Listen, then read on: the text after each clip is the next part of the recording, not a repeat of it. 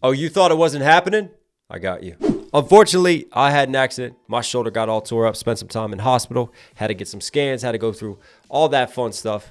But I didn't get the chance to sit down for a few hours to do this and dedicate the time that I know it deserves. But I finally got you. It is finally the day to dive into Dave and his album, Strap In, for a full breakdown right here, right now. It's none other than the boy who played the harp.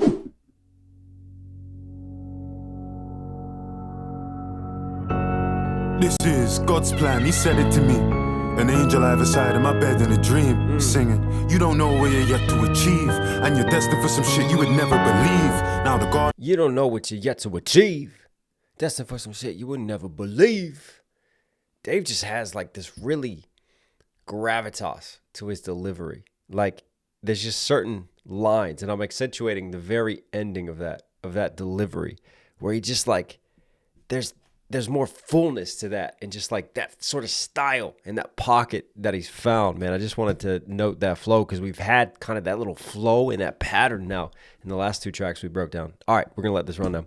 you don't know where you're yet to achieve, and you're destined for some shit you would never believe. Now the garden same size as Adam and Eve's. I got trees, a forest, you better believe. For the bass and the treble, I treble the fee. I can't wish my ex the best, you would end up with me. How can I sleep when there's money to get with a teen? You disrespect the 16, your head on the beam. For the lust of the money, the head of the queen. I done shit I didn't think I could ever redeem. I'm from South, where they struggle with saying your name, but it's easy when pronouncing you dead on the scene. So when you see me on these stages stepping in clean, I hope you know it's history.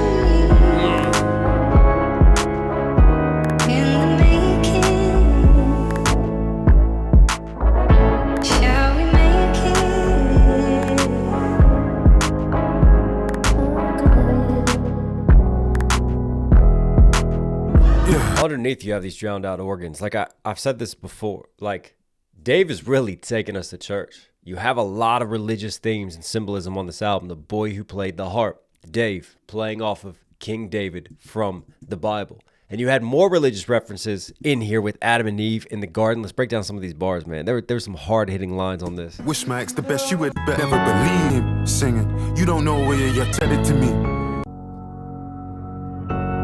This is God's plan, he said it to me. An angel. This is God's plan, he said it to me. Makes me think of the prophecy and the story of how King David was first anointed, right? When the prophet visited the sons of Jesse, and all the sons were brought out, and it wasn't the eldest, it was the youngest. It was King David that was anointed to be the future king of Israel. And then he went to Saul's court. He played the harp, the boy who played the harp. But for me, this is God's plan, playing off of like Dave and feeling like this is predestined, but then also connecting that religious reference. Bed in a dream, singing, you don't know where you're yet to achieve, and you're destined for some shit you would never believe. Now the garden same size as Adam and Eve's. I got trees, a forest, you better believe. What a bar. I've heard many Adam and Eve bars over the years, but now my garden is the same size as the Garden of Eden from Adam and Eve. Like, what a flex and religious reference layered with that. I love that. Now the garden same size as Adam and Eve's. I got trees, a forest, you better believe. For the bass and the treble, I treble the fee. Love that, the bass and the treble, musical that we talk about. He trebles, he triples the fee. Got trees, a forest, you better believe. For the bass and the treble. Future Knox here. Listen, if you're liking today's video, do me a huge favor. Support the channel directly. Subscribe, notifications on. It really does help. It really does go a long way. Also, if you like the hat that I'm wearing, like the hoodie that I'm wearing, KnoxHillMusic.com. Go copy merch. Go rep the brand, Hilltop Mafia. We ship to the UK. We ship to the US, Europe, all over the world. It all helps. It all goes a long way. It really does support. Again, I'll put all links down there. Anyways, back to your reaction. Treble the fee. I can't wish my ex the best, you would end up with me. How can I? That's another just crazy flex bar. I love that. I can't wish my ex the best. You know the saying, you know, when you break up, you want to wish someone the best. It's very cliche, but in this case, Dave's like, I am the best. So where does she go? She can't go up. Bass and the treble, I treble the fee. Man. I can't wish my ex the best. That's it. That's all right. I'm gonna swag it out. I'm a little full of myself here, but that's okay. You get away with it because it's Dave. End up with me. How can I sleep when there's money to get with a team? You disrespect the 16, your head on the beam. Disrespect the 16, your head on a beam. English postcodes, right? I can't help but wonder if Dave, being where he's from, right? If there's a 16 in that postcode, right? So for me, you disrespect the 16, you head on a beam. Like you disrespect my neighborhood, the block, heads on a beam versus the 16 that I'm giving you. Because every verse, rappers tend to give you 16 bars. Can I sleep when there's money to get with the team? You disrespect the 16, your head on the beam. For the lust of the money, the head of the queen. Even that, for the lust of the money, like the head of the queen. Like we would take the queen's head. We take it off royalty here. And the British know a whole lot about beheading kings and queens. But then also you think about lust of the money because on the money, you have the head of Queen Elizabeth. Disrespect the 16, your head on the beam. For the lust of the money, the head of the queen. I done shit I didn't think I could ever redeem. I'm from South where they struggle with saying your name. But it's easy when pronouncing you dead on the scene. So when you see me on these stages, that line is different too. Like they struggle with saying your name, right? Where we're from, right? You got a lot of these white police who don't really know our cultural names, our history, and how to enunciate it. But isn't it funny though? They can definitely get it right when it's crimes are being reported, right? It all depends on the story. We're saying your name, but it's easy when pronouncing you dead on the scene. So when you see me on these stages stepping in clean, I hope In our history, in the making, shall we make it? Is this a sample cut or is this an original? I love the pitching on this, right? Because we do this with samples a lot in hip hop. Like take them, pitch them higher, quantize them, maybe mess with the tempo a little. Like this could be an original singing and taken and just pitched and shifted. And I kind of love the quality that just like gives you, man. It just gives you like a certain just like edge and different type of dynamic than just regularly having a mix on a singer on the track. yeah. And when they talk on my name in this country, they gon' tell you that I'm already a legend. Strut 'em that I'm reppin', clean stepping. Bro, you need to forget it. Fuck eco-friendly, my car eco-aggressive. And my ego aggressive, better leave me a message. Yeah, you done it for a year, but that ain't impressive. I give a Ego aggressive, leave me a message, eco aggressive. Nice little multi-syllable word scheme there. And then flip off of eco into ego. my ego aggressive, better leave me a message. Yeah, you done it for a year, but that ain't impressive. I give a fuck about success. If it ain't successive, that ain't. City's gonna listen on. I give a fuck about success if it ain't successive. Did he just do a little like West Coast? Like a Kendrick Lamar, GNX type flow right there? He did. He had a little bit of a hyphy bounce to it, man. Impressive. I give a fuck about success. If it Fuck about success. Yeah. ain't successive, that ain't. And that's a bar. Success if it ain't successive. Right? You could be a one-hit wonder. You could have that success. I'm looking at those who are successive, who stack successively. I can enunciate my words today. Successive means like back to back to back. You follow it up. You follow it up. You are successive with it. So we flip success into longevity, long-term success, continuing to have that success. We're not talking about one Super Bowl. We're talking about Tom Brady, multiple rings. City's gonna listen on repeat. Gone a couple summers, so they miss me on a beat. It don't matter if she pretty and petite. If she ain't B, she can't even kiss me on the cheek. Mum said never build a house on sand, but I don't think I listen, cause the villas by the beach. And I did it off of beats, I just whip it and I screech. Anytime you see my niggas in the streets. Man, don't build a house on sand, as the popular saying goes. Why? You need to have strong foundations. And that's talking about ourselves and how we cultivate. If you don't have strong foundations, it doesn't matter what you achieve. You're never truly going to be happy unless you cultivate properly and take care of what's within. So for me, I love how he just takes like that saying and that idiom and he flips it into another sort of like rich, successful flex, right? Yeah, I'm building my villas on the beach. So I am literally building house on the sand. So yeah, maybe I didn't listen to moms. Sand, but I don't think I listen, cause the villas by the beach. And I did it off of beats, I just whip it and I screech. Anytime you see my niggas in the streets. History in the making. Shall we make it?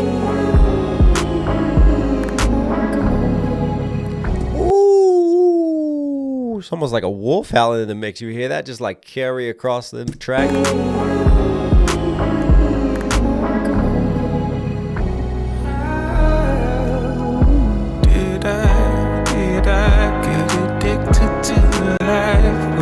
All that I wanted, and it was fun for a while. History smiles on us. Now we're on to something higher. hold my hand close. I'm inspired, and I'm holding on to a version of our life. Wow, that's some beautiful notes right there. Where you're still mine. Now it's history. Get it, James. And now I'm thinking this might not be a sample cut. They might have just taken James's voice here, now it's history, and pitched his voice higher. But man, does he have a range. That was beautiful. And for me, the line that struck me, addicted to this life. Because as much as we all try to achieve fame and success, there's still the dangers that come with it too. And I've always appreciated, like, even though we're getting flex bars from Dave, and like, he's earned it though, because he's come from the bottom. So of course he's going to talk about his success because this is something he's always wanted. At the same time, I love that he still has that self-awareness, and he also still has that sense of balance and that sense to question it, and that sense of morality, and that sense of true growth and maturity. Still mine. Now it's history. In the making. Shall we make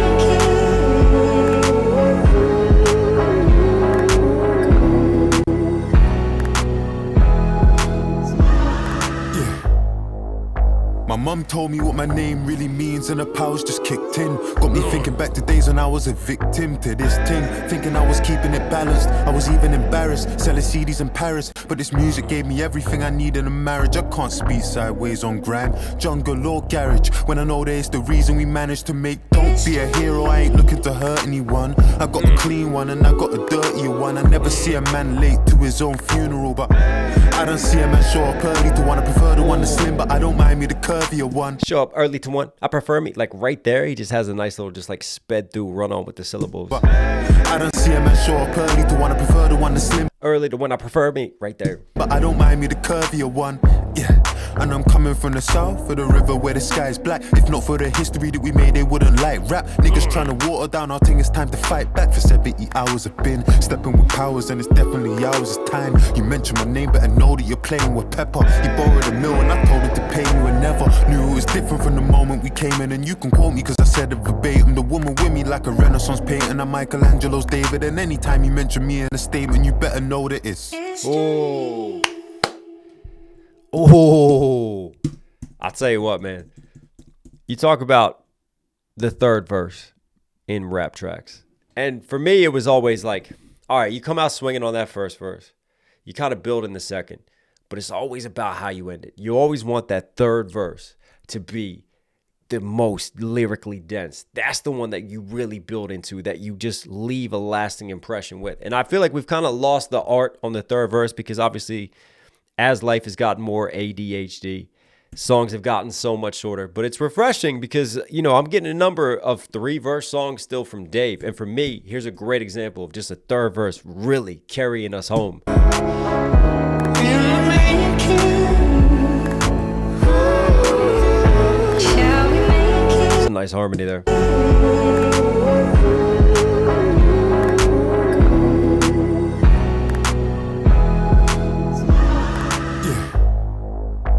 Great sense of letting the music build, go higher, and then right here, having just this moment of tension as it drops down. Mum told me what my name really means, and the powers just kicked in. Got me What my name really means.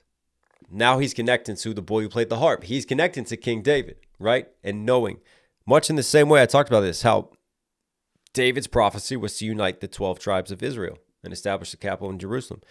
Dave feels like he also has to unite his people, bring his people together, right? And he feels like this is destined as well. My mum told me what my name really means, and the powers just kicked in. Got me thinking back to days when I was a victim to this thing. Thinking Powers just kicked in. Days when I was a victim. Powers, I was a. Right there, notice how he takes I was a. And the way that he enunciates it, he's got a nice little internal slant rhyme with power. That's just nice rhyme writing, man. Still the wordsmithing. my mum told me what my name really means, and the powers just kicked in.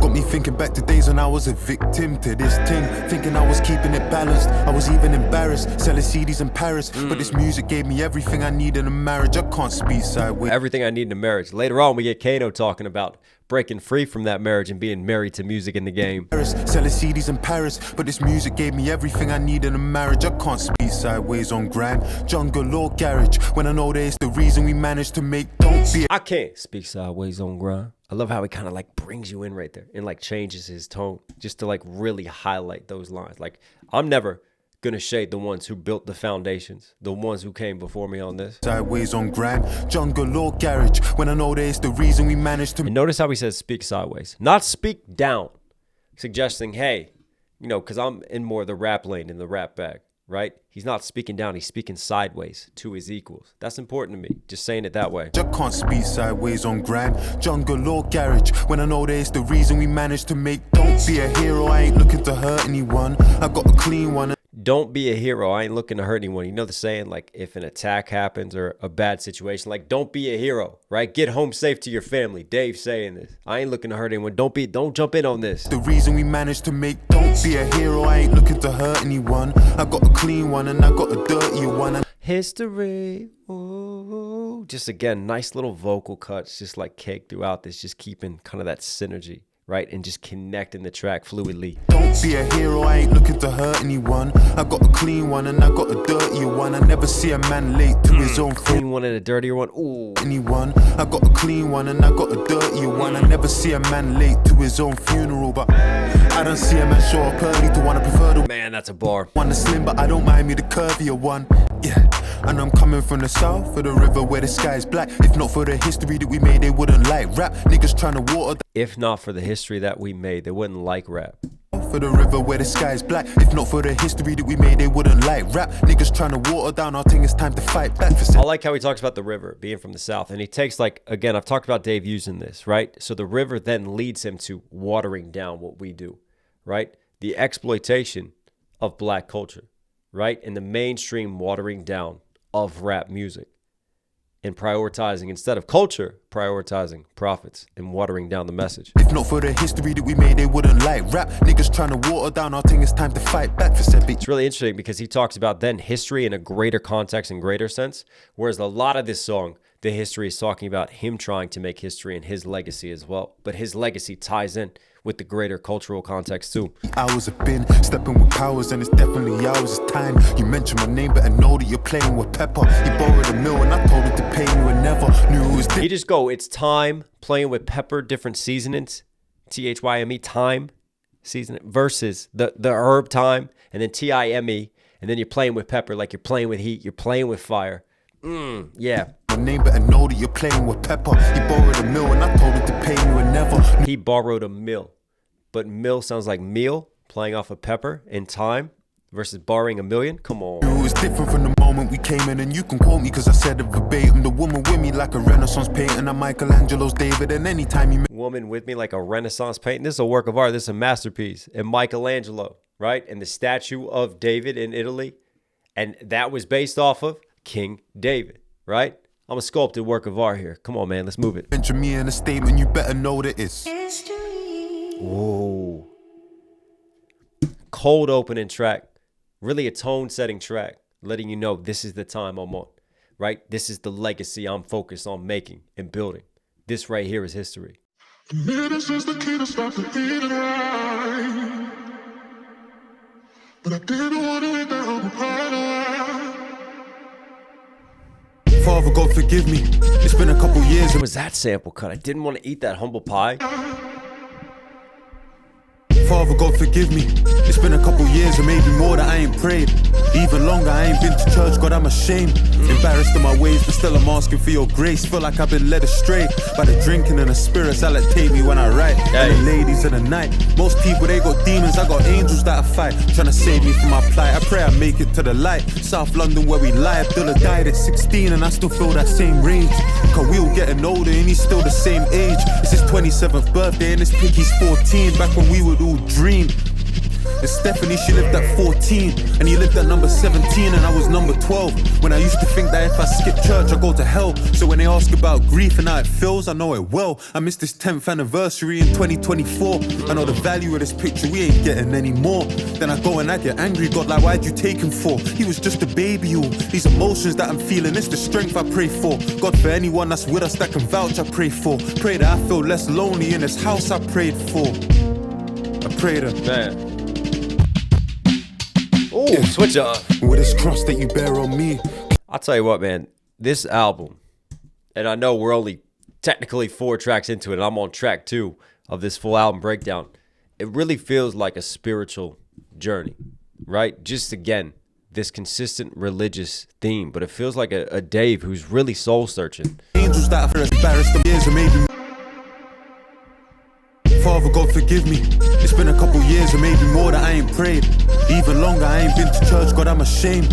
Embarrassed. You know what else it feels like too? Like it's been so long since he's been at church. It's been a couple years that he hasn't prayed. It's also been a few years since he's dropped an album and maybe going through that transcendent experience as well. My ways, but still I'm asking for your grace. Feel like I've been led astray by the drinking and the spirits that take me when I write. And it's a nice little just sleek bar right there by the drinking and the spirits. And then he talks about angels and demons and those types of spirits versus obviously drinking, and we call alcohol a spirit. For your grace, feel like I've been led astray by the drinking and the spirits that take me when I write. And the ladies of the night, most people they got demons, I got angels that I fight. I like that line. Most people got demons. I got angels that I fight. It's almost like I'm on this path of self-destruction. And why do I lean into the darkness? Why do I fight the light so much? When I write, and the ladies of the night, most people they got demons, I got angels that I fight, trying to save me from my plight. I pray I make it to the light. South London where we lie. Abdullah died at 16 and I still feel that same rage.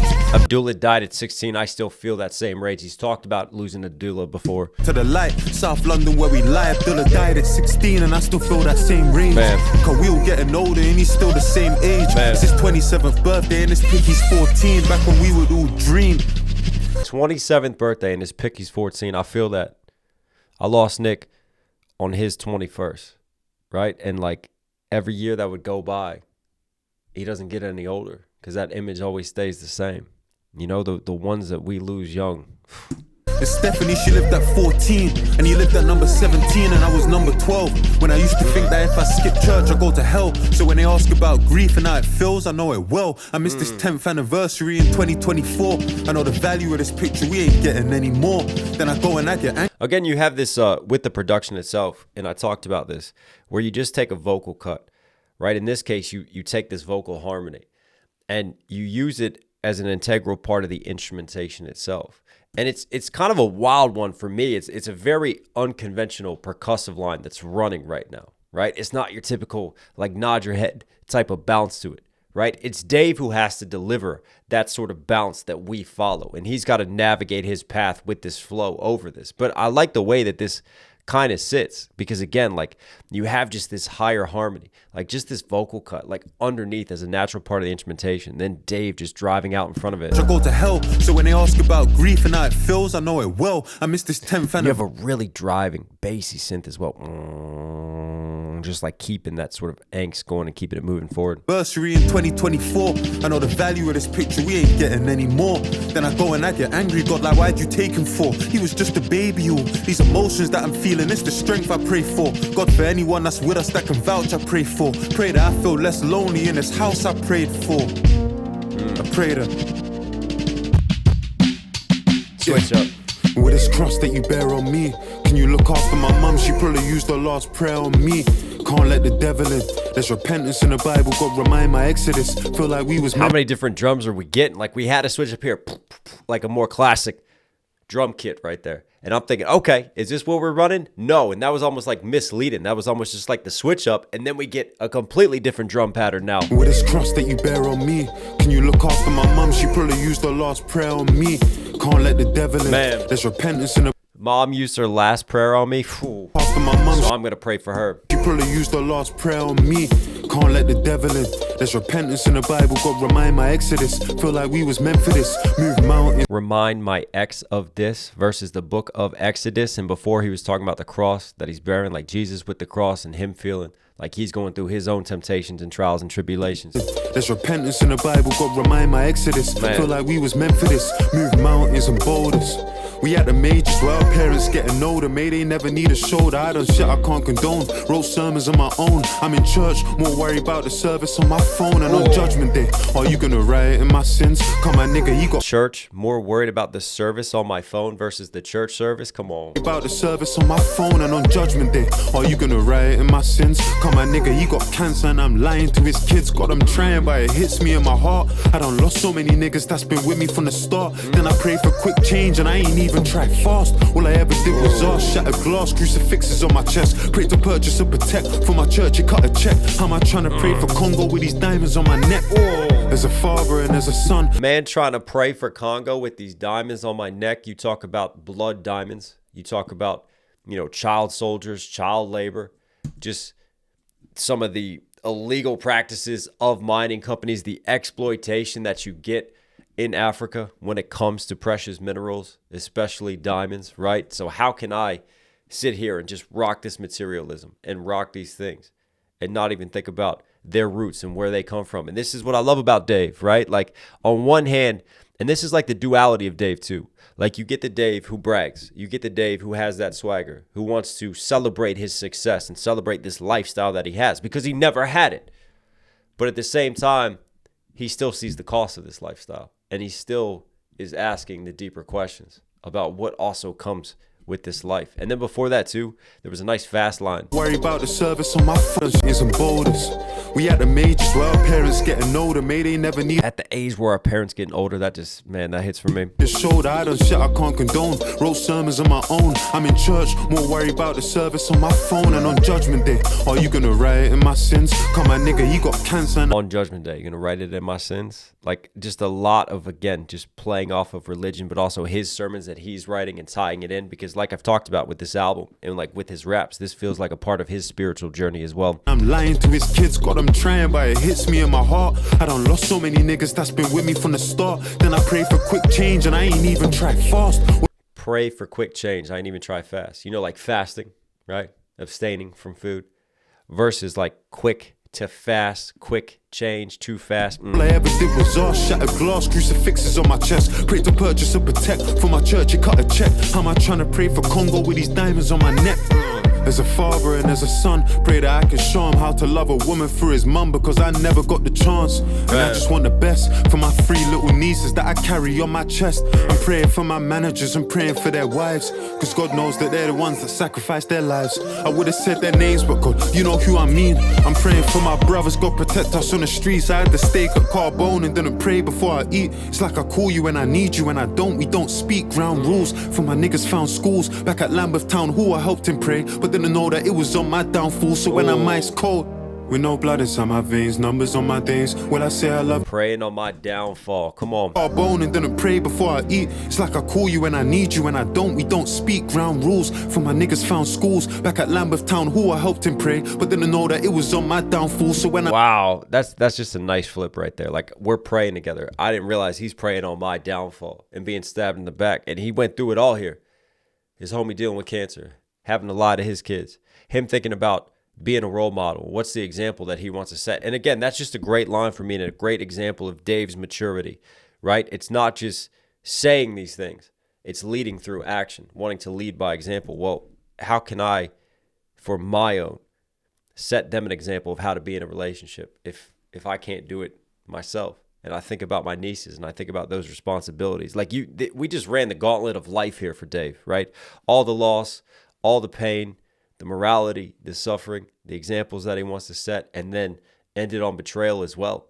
Feels like a very spiritual, feels like a very Jesus-related journey. Jesus being betrayed by Judas, Again, all these spiritual references and what he is going through. niggas found schools Temptations as well that he talks about. back at Lambeth Town who I helped him pray, but didn't know that it was on my downfall. So when I'm ice cold With no blood inside my veins, numbers on my days. Will I say I love this life of rain? I'm just praying that my purpose can justify my pain. I'm just praying that Love this life of rain, like making it rain. But for me, London rains often, England, and then the rain representing just sadness. And you know, if it's raining outside, you have two choices. You stay inside away from it, or you go outside and you embrace it, right? Embrace those pits, embrace those negatives as well. Find beauty in the shadows. Find the light underneath of that. Will I say I love this life of rain? I'm just praying that my purpose can justify my pain. I'm just praying that my purpose can justify my pain. My mum used to creep in my room and put oil on the cross on my head, anoint me, and probably read a verse like Psalm 23. The Lord is my shepherd, and maybe Matthew 4. The word is my weapon tonight. If I can't pray for peace, then I just pray we win the war. It's been 26 years, I don't know what I'm fighting for. Well, maybe I can't pray for peace. I just pray that we win this war. Man, that's a bar and a half from Dave. And then interesting that he wants Psalms being quoted. Who wrote the book of Psalms? King David. And his mom is coming in, just doing a service for Dave, just worried about her own child, man. creep in my room and put But is David Demon? oil on the cross on my head, anoint me, and probably read a verse like Psalm 23. The Lord is my shepherd, and maybe Matthew 4. The word is my weapon tonight. If I Matthew 4. The word is my weapon tonight. But we can't confuse the book of Matthew there for Matthew 4, because that is when Jesus goes through his temptations from the devil and his trials and tribulations. You know how I talked about Jesus before and seeing like some parallels in this story and how Dave could probably connect to that? Like here it is right here, Matthew 4, and the temptation by the devil. And Dave dealing with his own temptations too. Psalm 23, the Lord is my shepherd, and maybe Matthew Because it's after Jesus goes through these temptations in the desert that he then begins his ministry. Right? He has to walk that trial by fire first. 4. The word is my weapon tonight. If I can't pray for peace, then I just pray we win the war. It's been 26 years, I don't know what I'm fighting for. Or maybe it's a place to feel your everlasting light. In a world where kids that die get a second chance at life. Christ, I don't know what to say to you. I pray to you, forgive me for the days I had a reason to. And I ain't have faith in Kids that die get a second chance at life. That's one way to look at it. Death is not the end. I believe that as well. to feel your everlasting light. In a world where kids that die get a second chance at life. Christ, I don't know what to say to you. I pray to you, forgive me for the days I had a reason to. And I ain't have faith in you. You did it for the sake of me. And how I've forsaken you, I prayed for Man. you. Shoes and I used them to walk away from you. You made out. For the sake of you.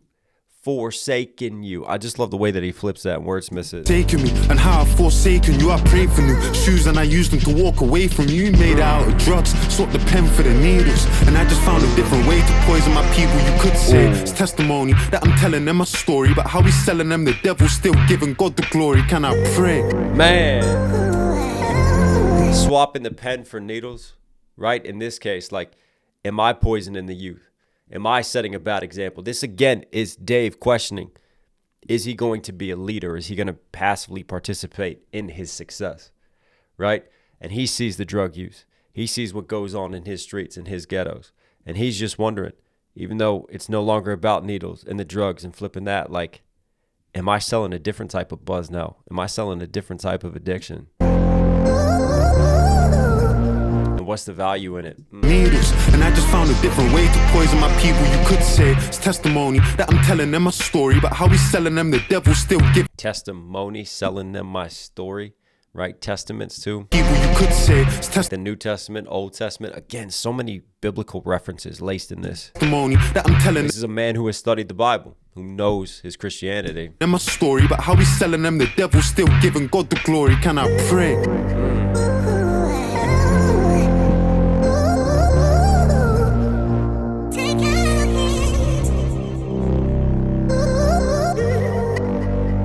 And that's a line, because you think about it, like at the award shows and all the accolades, what happens?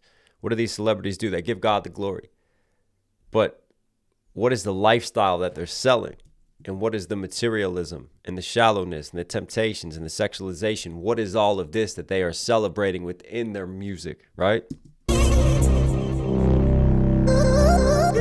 Really, really dope, sharp verses from Dave throughout this. I love the messaging of this one. And for me, it's really interesting because obviously, like, it's more experimental, I feel like, with the production. Like, you just hear, like, all of a sudden, it's almost like these different drum patterns kind of run contrary, and you have these vocal cuts. I heard a male vocal cut as well at one point, right? And for me, it's almost like the production's like doing its own thing. It's its own journey, its own art. And then Dave's space is living over here, but he continues to just drive through and push through it. Like he's not changing and necessarily adapting to all those change-ups. Those change-ups are kind of happening around him. It's like the storm happens around him and he's the immovable force that goes forward with his flow.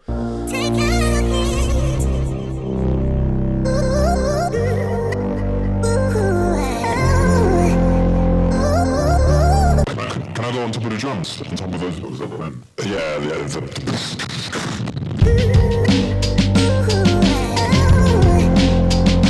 I heard about the drums. Can I go on top of the drums? Is that what he said? I've been talking about the drums this whole time. Yeah. Those drums were teased, man. Finally, we get them.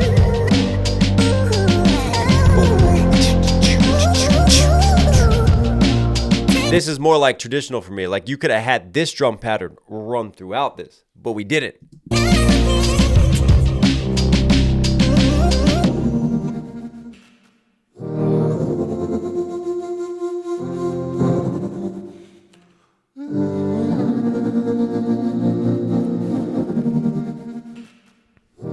Wow.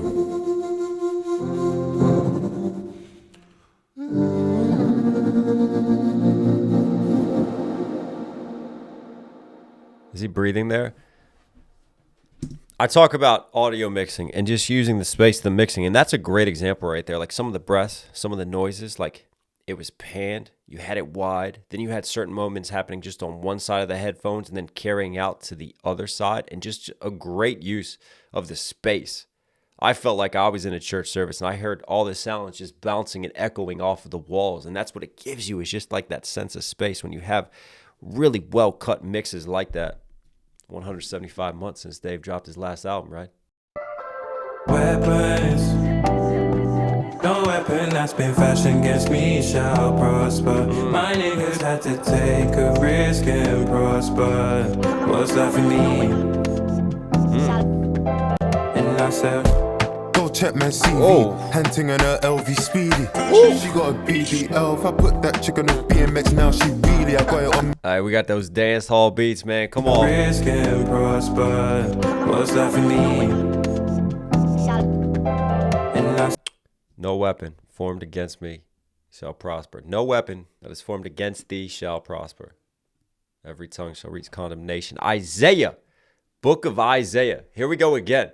We're taking a biblical concept and we're flipping it into just a catchy intro and bounce. said, Go check my CV. Hunting on her LV Speedy. She got a BBL. If I put that chick on a BMX now, she really, I got it on me. If you see me, I'm getting too touchy feely. Yeah, speaking freely, I left it behind. My people need me, and life never showed me the T's and C's. never show me the decency. I know She got a BBL and you drop that thing on the BMX, it pops a wheelie because that thing's so big. She got that Kim Kardashian injection, boy. Yeah, man, them are getting too touchy feely. Yeah, speaking freely, I left it behind. My people need me, and life never showed me the T's and C's. never show me the decency. I know one like Alicia Keys. I've been locked in with no sleep. Mum said back by the evening, please. We don't need them streets, they're the reason. South London, it's RIPs and freezing G's, and I can for my Jesus peace. There's Weapons, Man. no weapon that's been fashioned against me shall prosper. Oh, this is a hit right here. My niggas had to take. This is the perfect switch up on the album. Perfect timing for this too, man. show me the decency. I know one like Alicia Keys. I love those lines. Life never showed me the T's and C's, the terms and conditions. Life doesn't give any of us the contract fully in the terms and conditions, especially the ones from the devil. T's and C's, decency, Alicia Keys, just nice rhyme schemes as well. Bad one like Alicia Keys, flipping that. Shout out to Alicia Keys. And then also like flipping the keys in life, right? Like keys of cocaine, where we're from. Flipping these keys on these beats right now. T's and C's. Never show me the decency. I know one like Alicia Keys. Man. I've been locked in with no sleep. Mum said back by the evening, please. We Mom said, back by the evening, please. I love how Dave is kind of like having a good synergy with the singing as well. Like we toss it back to the singer and then it's Dave's turn. Then we toss it back to the singer. And Dave, instead of having like a more sort of aggressive rap tone, and Dave's not really aggressive with his rap deliveries, but I love how he's a little bit more harmonious. Just so that it blends really well in terms of like passing this mic back and forth and just like this method of approach to this. Like Alicia Keys. sheets. I've been locked in with no sleep. Mum said back by the evening, please. We don't need them streets, they're the reason. South London, it's RIPs and freezing G's, and I can for my Jesus peace. There's Man. No weapon that's been fashioned against me shall prosper. My niggas had to take a risk and prosper. What's left for me? And I said weapons. No weapon that's been fashioned against me shall prosper. My niggas had to take a risk and prosper. What's left for me? And I said, I'm praying for more life, more money, more success, more. I heard a little bit of like a Jamaican voice underneath of that. Again, it's got this bounce. It's got the Caribbean vibes to this one, man. This feels good. and I said, I'm praying for more life, more money, more success, more stacks for them, yeah, more platinum. Or Afro beats vibes. Like, I really need to dive into the producer bag and really customize myself with some of these influences better. what's left for me? And I said, I'm praying for more life, more money, more success, more stacks for them, yeah, more platinum plaques for them. This didn't happen by accident. Any tongue that rise against me gonna fall, and that's why a man can't chat to them. Wait. Any tongue that rise against me gonna fall. That's why I can't chat to them. Running your tongues, chatting. Verses, again, we talked about quoting from Isaiah and this whole theme and greater theme of this song being from that Bible verse. And Dave now incorporating the second part of that Bible verse, talking about the tongues shall be condemned. Because essentially, no weapon formed against me shall prosper. But in this case, my people had to rise up and prosper. So they flipped that line as well. And in the Bible, that's about, strength for those who are faithful. Strength for those, who believe in the Lord and serve the Lord. So for me, this is one of those, like, even though it is dancey, even though it's got this bounce, even though it has this rhythm and you want to move to it. And I think it's very clever. Like, there's really this like self-defining inner strength, motivation as well to this. It's like a self mantra. It's like a self chant that you say to yourself. I love the way that this is kind of positioned, right? Because I'm a big fan. I did this on my song Family Curse, right? And that one was a storytelling track. And I told about personal tragedy, generational trauma, and all of that. But it was done over, Latin brass. It was done over just the ritmo, like the reggaeton vibes, like just the way, the influences that I use to get you moving. So it's like the production kind of takes you one direction. You're like, all right, we're going like this. Like it makes you just subconsciously like bounce and nod your head to it. But then you start thinking about the lyricism, and the lyricism stands for something a little bit different. And that's kind of what I'm getting at here, trying to explain this one. Like the lyricism is taking us a little bit in a different direction, but the way that it's set up, the way that it's sauced, the way that it's delivered rhythmically, it's got a nice bounce. It gets your head nodding at the same time, and it could be a dance track too. and I said, I'm praying for more life, more money, more success, more stacks for them, yeah, more platinum plaques for them. This didn't happen by accident. Any tongue that rise against me gonna fall, and that's why a man can't chat to them. Nice. Wait, I'm talking about minimum spend, rude boy, I'm trying to find out the maximum. Ha! Jot that down, been there so I can't pop that down. What you know about mum ain't got cash, so you gotta go shopping in lost and found. Slow down, rude boy, you don't know me. Cut through Southwest on a low key. Cordons on my estate, we doing carpool karaoke. I'm in the middle of the party, but I don't dance. Oh, no. You're not getting away with these bars. About minimum spend, rude boy, I'm trying to find out the maximum. What are you talking about minimum spend? What, you looking at me and judging me like I can't afford this? Nah, let's talk about the maximum limit on this that I can run up. Jot that down, been there so I can't pop that down. What you know about mum ain't got cash, so you gotta go shopping in lost and found. And I love how he changed the power dynamic, like puts us in the like waiter and having a conversation. And he goes, jot that down, right? Write down what I'm saying while he's writing this and jotting it down in his lyricism. So I can't pop that down. What you Very tongue-in-cheek there. know about mum ain't got cash, so you gotta go shopping in lost and found. What you know about that? I was so poor. We couldn't buy clothes. We had to go in lost and found and see what was there, see what we could get. Slow down, rude boy, you don't know me. Cut through Southwest on a low key. Cut on a low key, right? Like you're cutting through Southwest. Knife crime in London, cutting through one way, having to survive, versus like a cut of cocaine, key of cocaine, low key. That's a low key, or trying to keep a low key profile. Slow down, rude boy, you don't know me. Cut through Southwest on a low key. Cordons on my estate, we doing carpool karaoke. I'm in the middle. That's a bar and a half. James Corden used to do carpool karaoke versus police cordons on the estate. Do not cross. Police crime scene investigation. No low key. Cordons on my estate. We doing carpool karaoke. I'm in the middle of the party, but I don't. Versus like James Corden would be on his estate nowadays and where he is. Just the way that he flips it versus his council estate. Come on, man. Cordons on my estate. We doing carpool karaoke. I'm in the middle of the party, but I don't dance. In France. I got a sexy one trying to flirt and distract me from the righteous path. Still want one of them Clermont twins. The allegations are dark. He talked about France before. We've had that connection coming back around. And hang on. In France, I got a sexy one trying to flirt and distract me from the righteous path. Still want one of them Clermont twins. The allegations are dark. But at least I know she gon' do me and my dog. God forgive me, I don't mean that. Let me face my Bible and sing my psalms. Can't let nobody read my palms. Ain't no none of them pagan beliefs. I just wanna say that I built something I could give. Sexy one. Yo, that was a bar and a half from Dave right there. I was naughty. From the righteous path. Still want one of them Clermont twins. The allegations are dark. Yeah, the allegations are dark. Because didn't one of the Claremont twins, listen, social media influencers, they were on oxygen. Like, they're like the epitome of baddies, right? But one of the twins, what was it? Wasn't she prostituting? And I'm trying to remember the story. The dude died. So instead of reporting it to police or anything, like she went through his wallet, stole his credit card, and then just left. And then just started running up the charges. But then it goes even further, right? So it gets dark. But the reason it goes further was because I remember that story and those allegations of bestiality. Because when the credit card charges were checked that she was fraudulently running, one of them was like a purchase to a site that was pornographic bestiality. So, and then and then Dave has the flip. Hang on. I'm losing myself because it is a hell of a bar. Clermont twins, the allegations are dark.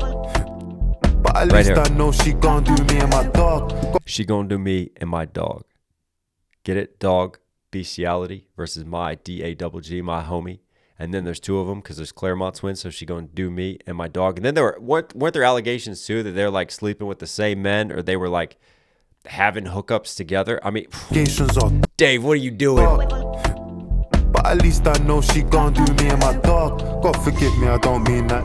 God forgive me, I don't mean that. Let me already get into the confessional booth right now in this recording booth. It's my Bible and sing my psalms. Can't let nobody read my palms. Ain't no sing my psalms.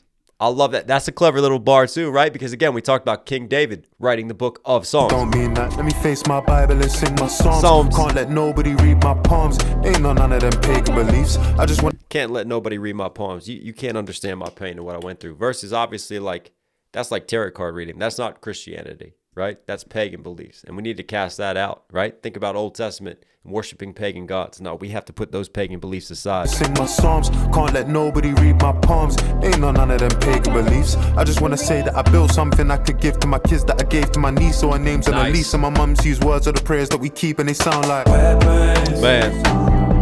That's it. I think the older that I get too, like that's what you start to think about. You start to think about legacy, but you start to think about what you're trying to build for your kids, and just wanting them to live a better life than what you lived, and not having to struggle, and trying to build something generational with your wealth. Prayers that we keep, and they sound like weapons. No weapon that's been fashioned against me shall prosper. My niggas had to take a risk and prosper. What's left for me? Left this side of the zones and the guys we step and I said weapons. No weapon that's been fashioned against me.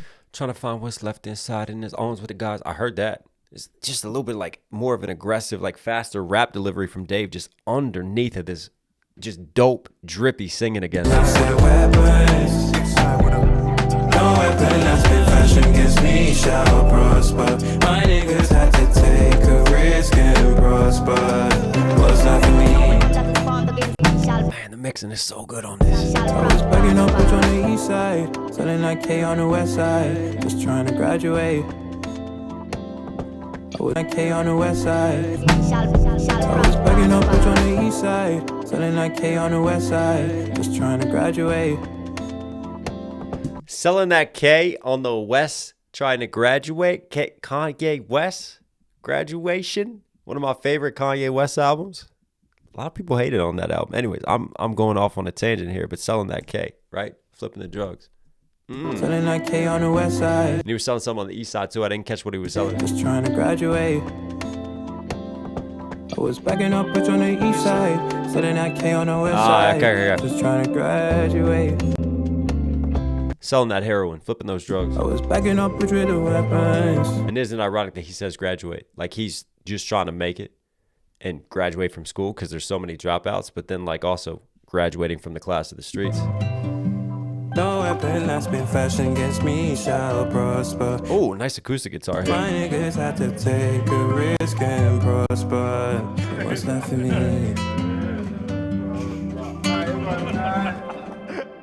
Man, I'm a huge fan of that.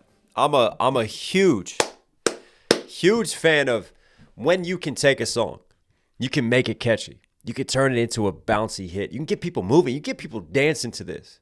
But at the same time, to entertain people, to have them nod their heads, you don't have to sacrifice a message. You don't have to sacrifice subject matter. It doesn't have to be all shallow dance music. And I think Dave just had a great example of that right here.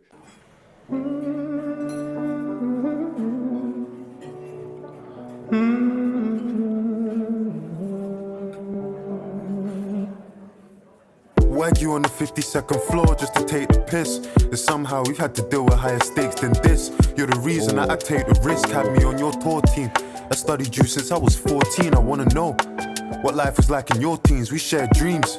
And even when we shared screens, I couldn't get no FaceTime. I got questions like, how'd you do it? Do you have regrets? Like, what's your life like? See, mine was like the sun setting. Pray the moonshine, it's the prohibition, no ignition. Ran for 2 parties, it's the coalition. Rum and Red Bull, like Max Verstappen, but the race is different, taste is different. It's adult dances in my pole position, young is dying.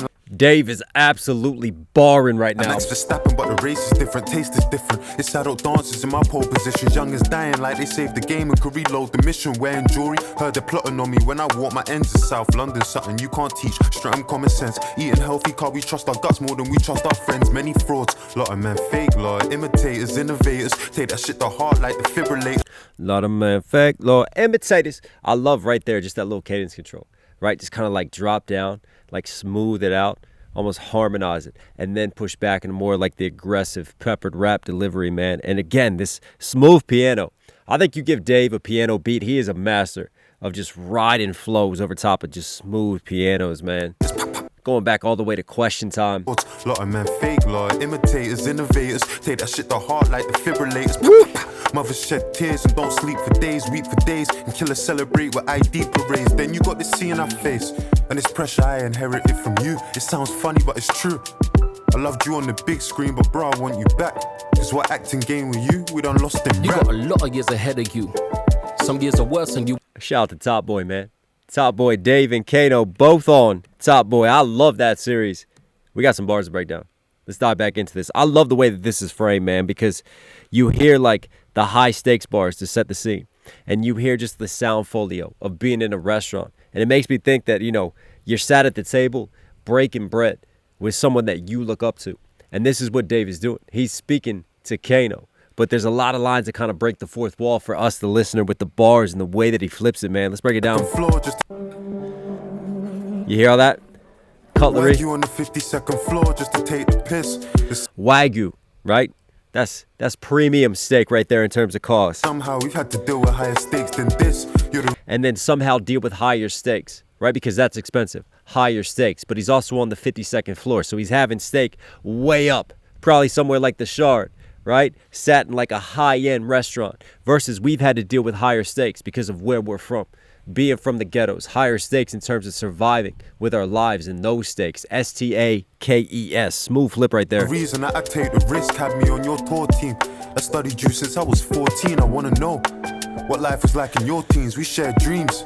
And even when we shared screens, I couldn't get no FaceTime. I got questions like, how'd you do it? I love that bar, even when we shared screens.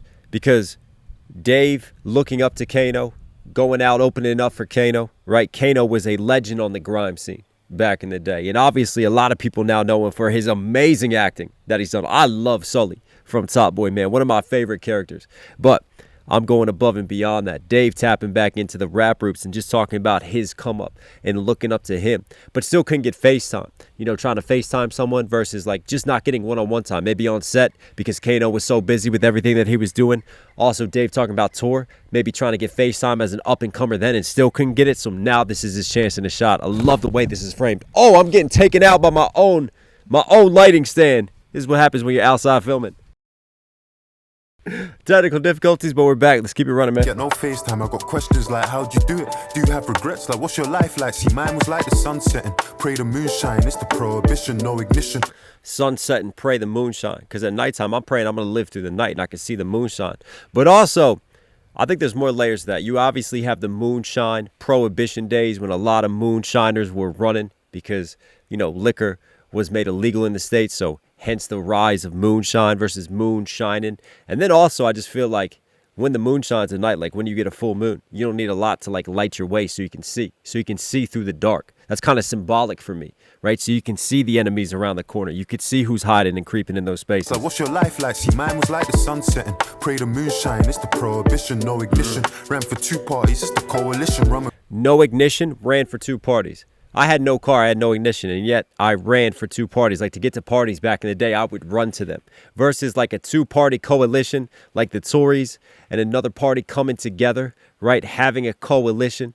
We don't really have coalitions in U.S. politics because we have only a 2-party system, not a multi-party system, really, that's dominated in a lot of other European countries. So you have a lot of coalitions happen in order to gain a majority. Pray the moonshine, it's the prohibition, no ignition. Ran for 2 parties, it's the coalition. Can you imagine the Republicans and the Democrats forming a coalition? Yeah, okay. Rum and Red Bull, like Max Verstappen, but the race is different, taste is different. It's adult. Rum and Red Bull, like Max Verstappen, who rides and drives for Red Bull Racing. The current GOAT, Max Verstappen. We'll see if he gets his title this year, man. He's making a comeback. He's making a comeback on those McLaren boys. But anyways, Dave, this is what Dave does, man. Survivor's Guilt. Survivor's Guilt. Rum and Red Bull. That's a culture clash. I did a breakdown of that. One of my favorite songs to this day, Survivor's Guilt. And I remember that because he talked about being in love with an Albanian chick. And he's saying he's rum, right? His roots. His rum doesn't really mix with Red Bull, with the Eastern European vibes. You do vodka Red Bull. You don't do rum and Red Bull. That's a culture clash. So he's saying here, different race on this in terms of the F1 formula race versus different races, and nodding back to his callback of him connecting with the Albanian girl and those lines on Survivor's Guilt. Pray the moonshine, it's the prohibition, no ignition. Ran for 2 parties, it's the coalition. Rum and Red Bull, like Max Verstappen, but the race is different, taste is different. I mean, that's actually a 4-layer scheme right there. I talked about race as in this race. I talked about race as in Formula 1 race. Third race would be his race when he's running. His race is different because he's like running for his life or running to get to places, right? Because he's so poor. And then for me, the 4th race as well ties in with the coalition bars because when you run the presidential race, right? When you're trying to get elected, the prime ministerial race. Different. It's adult dances in my pole position. Young is dying like Max Verstappen, but the race is different. Taste is different. It's adult dances in my pole position. Young is dying. Taste is different. His taste has changed over the years versus like the taste of rum and Red Bull that you don't mix. And then the pole positions, like going to a strip club and seeing girls on the poles. They're trying to get pole position versus when you race in Formula 1, right? You want to get that pole starting position in qualifying. Versus still going pole positions, talking about electoral polls and voting. Like Max Verstappen, but the race is different, taste is different.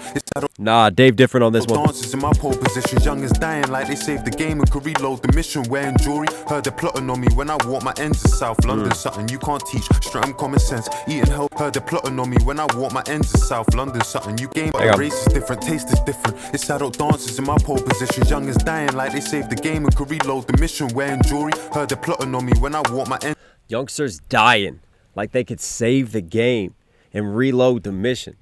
Playing life like it's a game, like it's Grand Theft Auto out here, but it isn't because there's no takebacks. There's no reset buttons on life. Young is dying like they saved the game and could reload the mission. Wearing jewelry, heard the plotting on me when I walk my ends of South London. Something you can't teach, straight on common sense. Eating healthy. Stretton Commons. I remember seeing that going through London. Stretton Commons, right? There's a lot of names that have like commons in it for an area, right, where Dave's from. But he flips it into having common sense. And he's walking with jewelry, right? Even though that's a status of his rise up and his success, he's now got to be worried. He's got to look over his shoulder on Plotting things. on me when I walk my ends of South London, something When he walks his own neighborhoods, he walks his own ends. you can't teach. Straight and common sense. Eating healthy, cause we trust our guts more than we trust our friends. Eating healthy because we trust our guts more than we trust our friends. Bar and a half, Many man. frauds, lot of men fake, lot of imitators, innovate. I just love that little, just like simple flip. You know the saying, like, trust your gut versus what are you actually putting into your stomach and what are you eating? Cause we trust our guts more than we trust our friends. Many frauds, lot of men fake, lot of imitators, innovators. Take that shit to heart like defibrillators. Mothers shed tears and don't Defibrillator to heart bar. imitators, innovators. Take that shit to heart like defibrillators. Mothers shed tears and don't sleep for days, weep for days, and killers celebrate with ID parades. Pop, pop, pop. Makes me think of like pop, pop, pop, like a gun firing versus like pop, pop, pop of a defibrillator or that heart just like pounding in your chest. Mothers shed tears and don't sleep for days, weep for days, and killers celebrate with ID parades. Then you got this. Killers celebrate with ID parades. You have an ID parade. Who done it?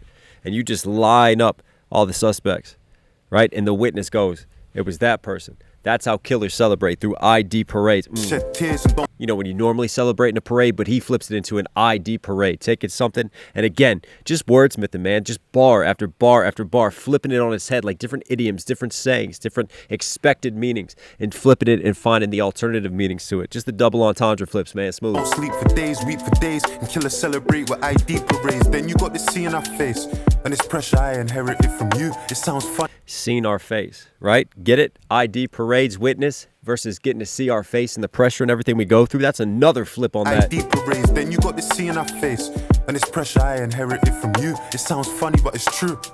I loved you on the big screen, but bro, I want you back. Cause what acting game with you, we done lost in rap. Man, that's it right there. I mean, Kano has been on a hiatus. He's been killing it in the acting world. We know, we just talked about it, but the rap game misses him, man. The UK On scene. the big screen, but bro, I want you back. Cause what acting game with you, we done lost in You rap. got a lot of years ahead of you.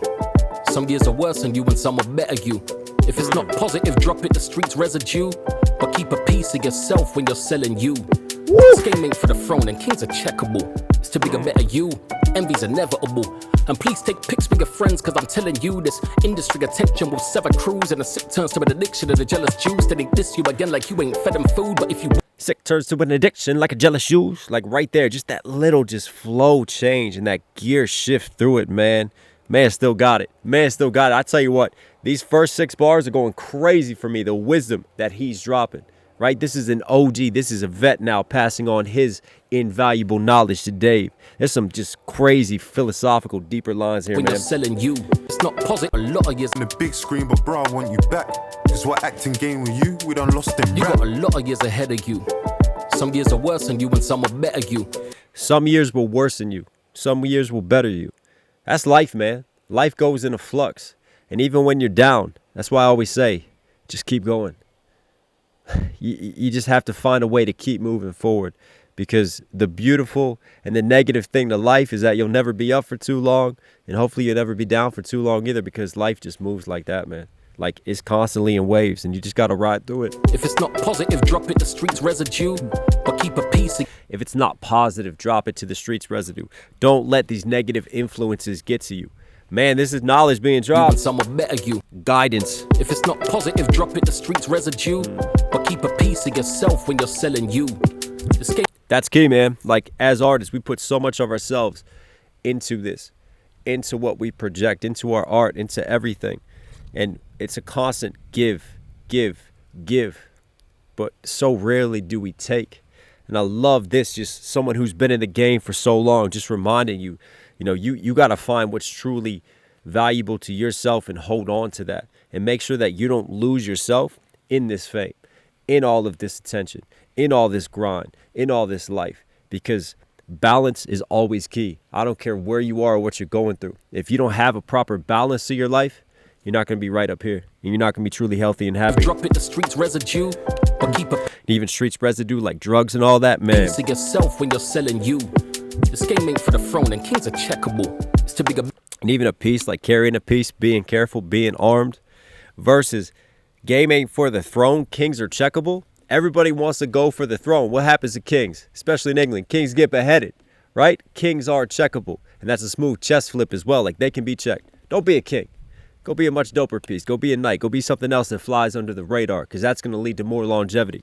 Because when you're at the top, you got a huge target on your back, in the streets and in the industry as well. Better you, envy's inevitable. And please take pics with your friends, cause I'm telling you, this industry attention will sever crews, and a sick turns to an addiction of the jealous Jews.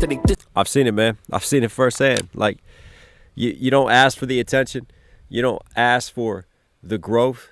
You grind for it, and then when it hits, like, you could tell. Some people just, they change on you. And then they say that you've changed. But you could see the envy, man.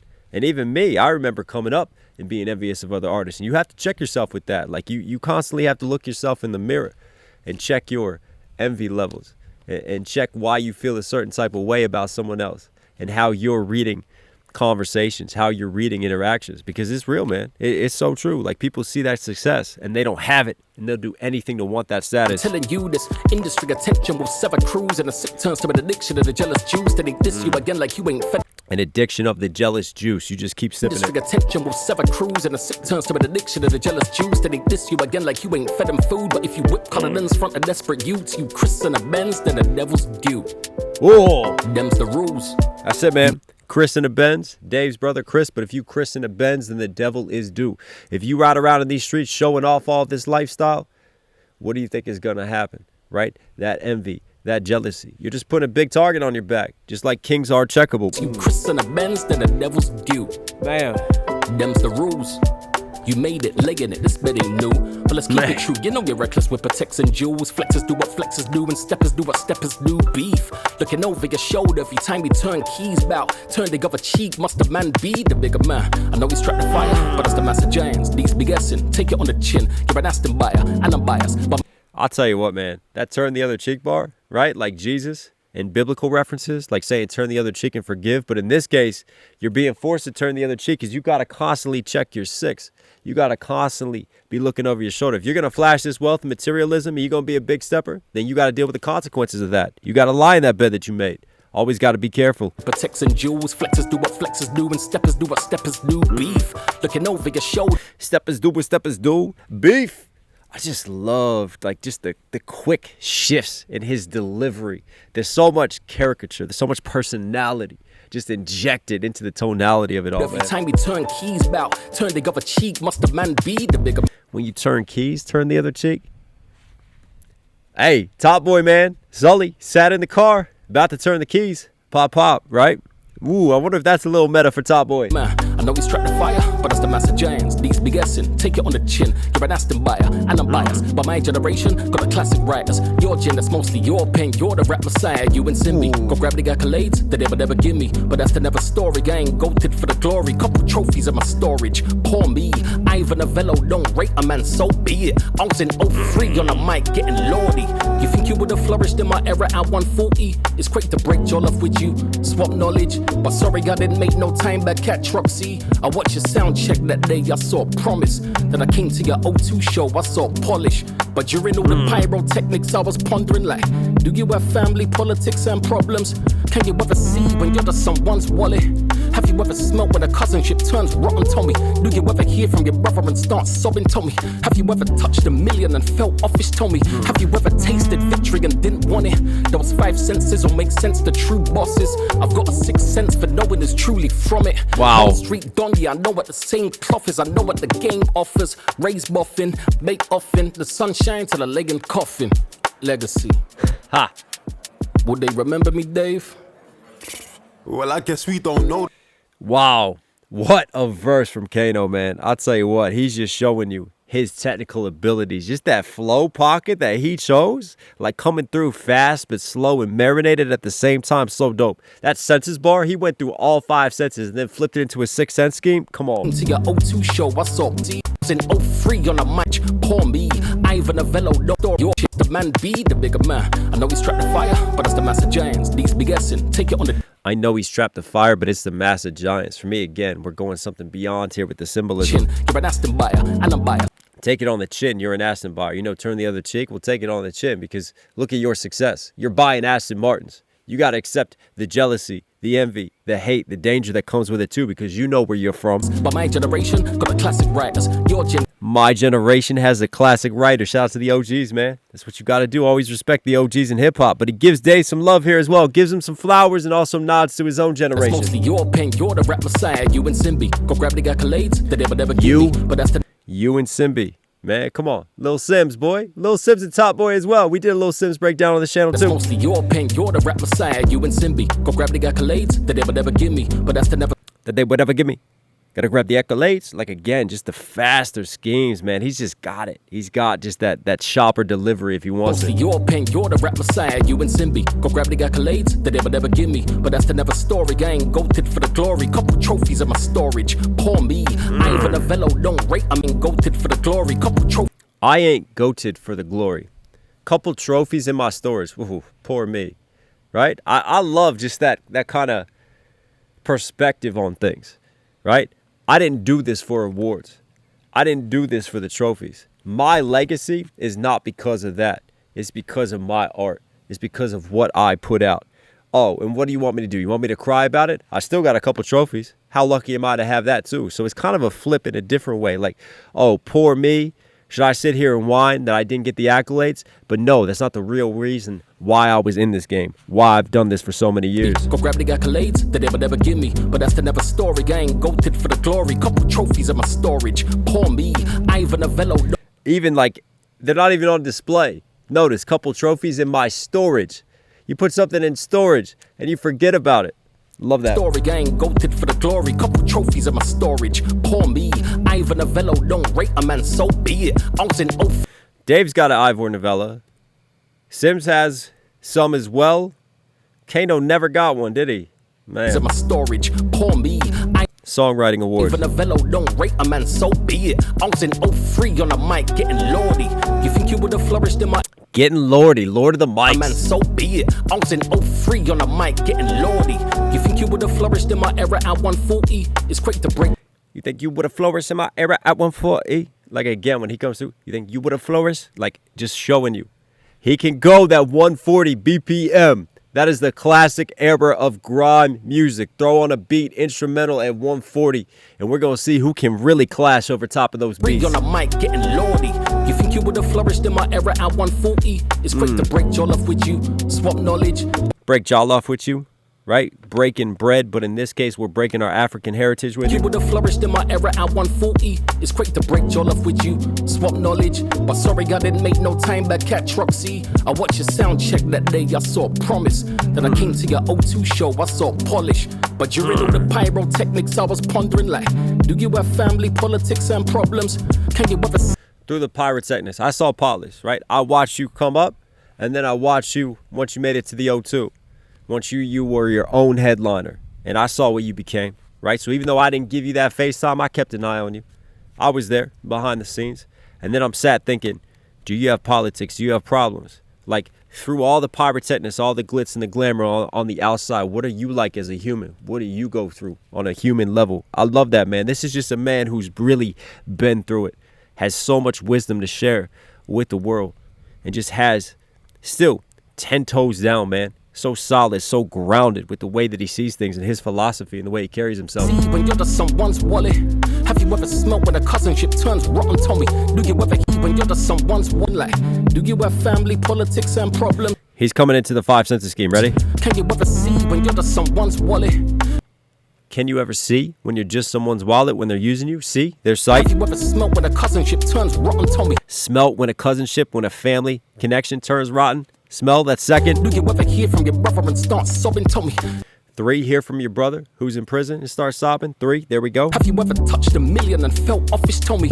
Touched a million, felt office, because there's more to life than just the money. I love how he's flipping this 5 senses bar, but he's also still dropping you that wisdom as well and those reflections at the same time. Have you ever tasted victory and didn't want it? The I love that. That's my favorite of all the senses flips. Tasted victory. Right? You know the saying, like, tasting victory versus literally tasting it? 5 senses will make sense to true bosses. 5 senses, well then, and then he flips the meaning of sense, it will make sense to you, right? Like, you'll glean information and knowledge from that and understanding. 6 cents for knowing is truly from it. Bond Street Don, yeah, I know. and then flipping, having that sixth sense, trusting your instincts, and just having some other type of just survival sense, especially where he's But from. the same cloth as I know what the game offers. Raise buffin, make offin, the sunshine to the leg and coffin. Legacy. Legacy, man. Would they remember me, Dave? Well, I guess we don't know, that's why we wake up, go get it by ourselves. And I'd love to tell you yes, but bro, I question that myself. Health, wealth, happiness, all somebody really needs. And some water I could give to my seed. Heart cold like Courchevel, Chanel, tortoise shell glasses that I bought this girl taught. Courchevel, Chanel, tortoise shell glasses. That little just rhyme scheme flip is so dope right there. Heart cold like Courchevel, like the ski resort, Courchevel, right? Also skiing. More luxurious of a vacation, right? And he's talking about tortoiseshell glasses, and yet his heart is cold skiing on all this. Even with all this materialism, he sees it too. He's agreeing with Kano. Well, I guess we don't know, that's why we wake up, go get it by ourselves. And I'd love to tell you yes, but bro, I question that myself. Health, wealth, happiness, all somebody really needs. And some water I could give to my seed. Health, wealth, happiness. That's all we really need. Some water I can give. I'm trying to pass down that water for generations, right? Help me, I'm dying of thirst. Kendrick Lamar sang about. And for me, that water represents really feeding, like passing on to his seeds, to his kids, to those who follow him, but also passing on the knowledge through hip hop, passing on through his music, and giving us the water that we need to grow. Cold like Courchevel, Chanel, tortoise shell glasses that I bought this girl taught the world. Love, I can't seem to find it. This is shit I do for women, I don't even like them. Bro, I need some guidance. Right, bro. I ain't no relationship advisor, but all of this defense won't make you striker. God loves a trier, David loves a liar, but even the harp's half a heart, so I could Cupid fire. Hey, where she from this time? God loves a trier, David loves a liar, right? Loving someone who lies versus a liar, L-Y-R-E, which is a type of harp. Playing back to David, the boy who played the harp, and we talked about it in our last breakdown, the biblical references to David within the Bible, who played the harp for King Saul when he was facing his demons, and David was known for his musicianship before he became king of Israel. Advisor, but all of this defense won't make you striker. All this defense won't make you striker. Football scheme, playing striker, playing up top like I used to play in my days, right? Versus won't strike her. Right, getting in all this defense, how are you actually going to do it? And he flips like Cupid striking her, like through the heart, and really finding love, because Dave's lamenting about not being able to find really the one. God loves a trier, David loves a liar, but even a harp's half a heart, so I could Cupid fire. Even a harp is half a heart, so how could Cupid fire? He's got to fire at a full heart, right? Like you're using your music and you're lamenting this within your music, but music is only going to get you so far. Music is a language of love, but it's not the complete language of love. Where she from this time? Do your thing, bro. Every time I see you, new ting, bro. Cause you don't date, you do a lingo. Hey, big bro, I don't know where you got that info. You don't date, you Duolingo, man. Right? All these languages you must be learning because all the different international girls that you go through. Bro, cause you don't date, you do a lingo. Hey, big bro, I don't know where you got that info, but that wasn't me. I need that in record and in writing. But still I left the game, it's enticing. I moved up. I need that in record and in writing. This record right here versus what he's writing down versus put it on the record. I need evidence of this. Come on, man. Don't box me into that corner. Me. I need that in record and in I love this little back and forth, right? This is very cleverly done because you think about like hip hop nowadays. We've talked about beef. We've covered it so much, and I know it sells.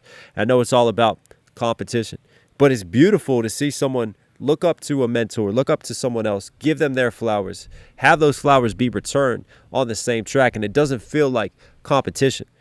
They're still pushing each other. They're definitely pushing each other with their pens, but it just feels like true collaboration.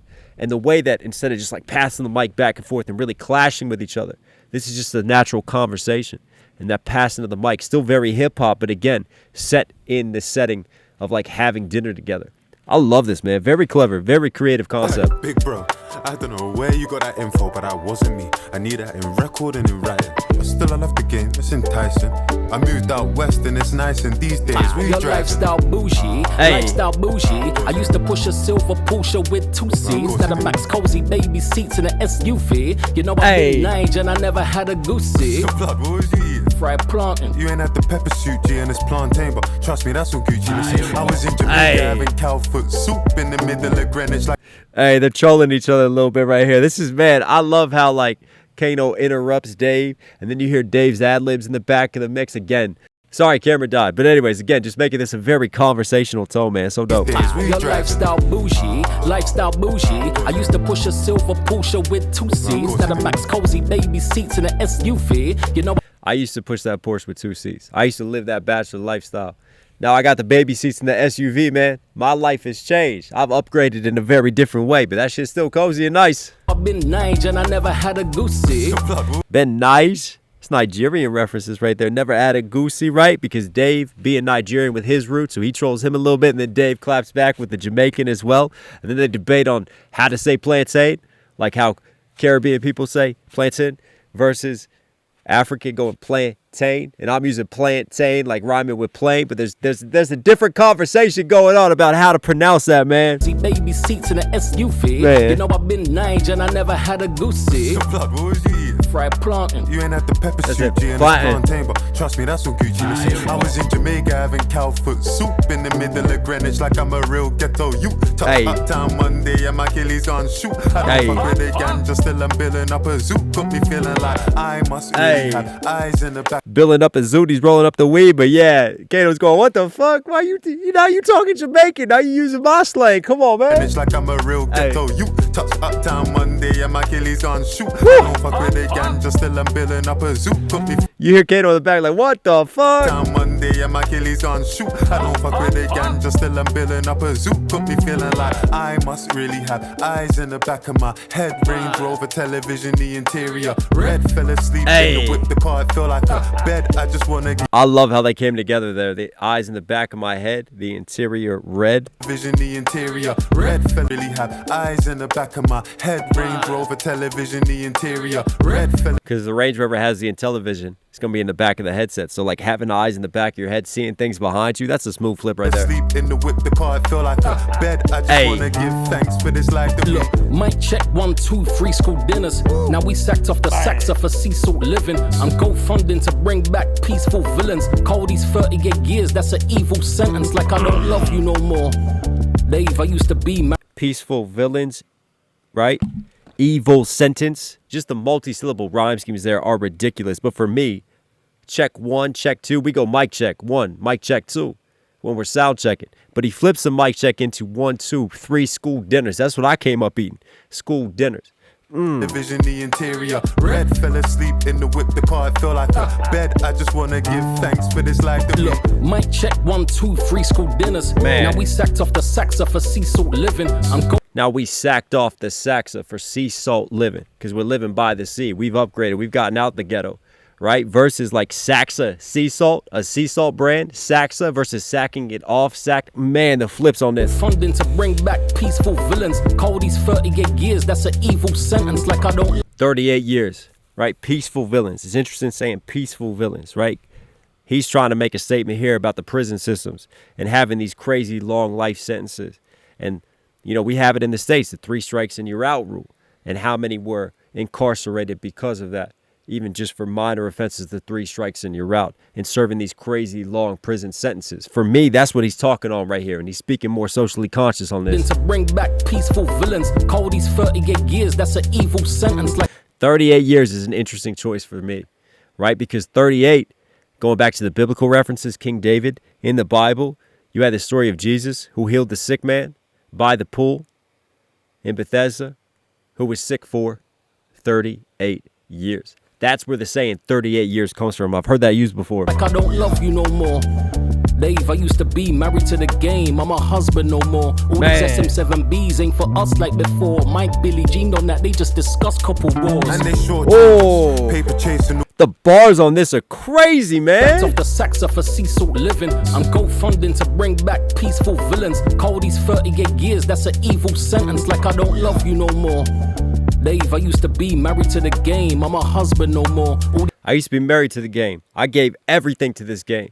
But now I know it's about balance. And I'm also explaining because Dave, like, there's a lot of responses and rebuttals back and forth. It's like a true conversation, right? Dave talking about, man, the game misses you. And Kano trying to explain why he hasn't been as active, right? And why things have happened. And I love how we take, like, Dave lamenting about a girl, and then Kano flips it into, like, the girl being, like, hip-hop and grime and the game and the industry and all of that. you no more. Dave, I used to be Versus if you're gone for 38 years, people won't love you anymore. They'll forget about you as well. 38 years, that's an evil And this conversation, remember, started on this verse on legacy and thinking about long-term love. sentence like I don't love you no more. Man, Dave, I used to be married to the game. I'm a husband no more. an evil sentence like I don't love you no more. Literally the sentence, if you say I don't love you no more, that's almost evil in a sense, right? Evil sentence. Wow, that's a crazy flip, man. Versus a jail sentence. I don't love you no more. Dave, I used to be married to the game. I'm a husband no more. Man. All these SM7Bs ain't for us like before. Mike, Billy, Jean on that, they just discuss couple wars. And they show Mike, Billy, Jeaned on that. They just discussed couple wars. All these SMs, man, these types of microphones, right? They're not for us anymore. These mics ain't for us. Now they're podcasting, talking about couple wars. Versus Mike, this microphone, Mike Jackson, Billy Jeaned on it. He Billy Jeaned on these mics. He gave us these classics. Now they're just discussing couple wars, podcasting. The game has changed. The microphone landscape has shifted. Who's in front of cameras nowadays? Who's getting the attention? B's ain't for us like before. Mike, Billy, Jean on that, they just discuss couple wars. and they shortchange us. And Billy Jeaned on that. They discuss couple wars. Is that a reference to Billie Jean King, the famous tennis player? Seen her at Wimbledon, man. Bobby Riggs. Battle of the Sexes. They discuss couple wars. That's a crazy Michael Jackson microphone, Billie Jean, Michael Jackson song versus obviously flipping into Billie Jean King and the couple wars and talking about the podcast. And like, think about just the layers and the way that he set that up and stacked it, man. Wow. These ain't for us like before. Mike, Billy, Jean on that, they just discuss couple wars. And they shortchange us. Paper chasing all good till it's divorce papers. Newspapers, court papers, they all ride my wills. It's crazy. They gon' talk about your wants till they divide your wills. That's how family feels, growing up so fast. 26, feeling like our lives on timers. Lines in the face, she getting fillers to hide it. And hoes lying about their age like Nigerian strikers. Sorry, waiter, can I get this food in containers? Had to move, it was dangerous. Seen beautiful places. Bro, I used to have braces. Now it's my driver that's on a retainer. But that's just testament to God and his favor. And bro, I wanted a favor. Let's see each other more. Catch up and make beats. Cause the fans, they miss you. I know the fans, they miss me. Let's make a track about this dinner and the stamp you gave me. And base it on the book of Samuel. Call it chapter 16 if you're down. Wow. So who's gonna get this one then?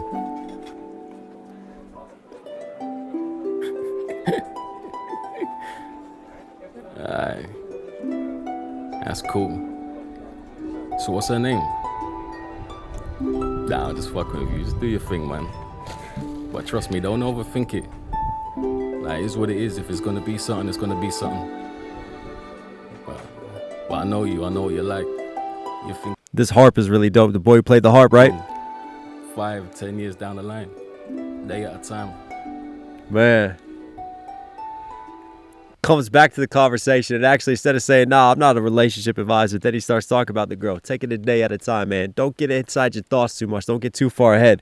And you just hear, like, again, the song ends and you come back to life in the moment of being there, having dinner together, hearing the sound of people around them also eating dinner. Such a dope setup and concept. We still got a little bit more to break down. Come on.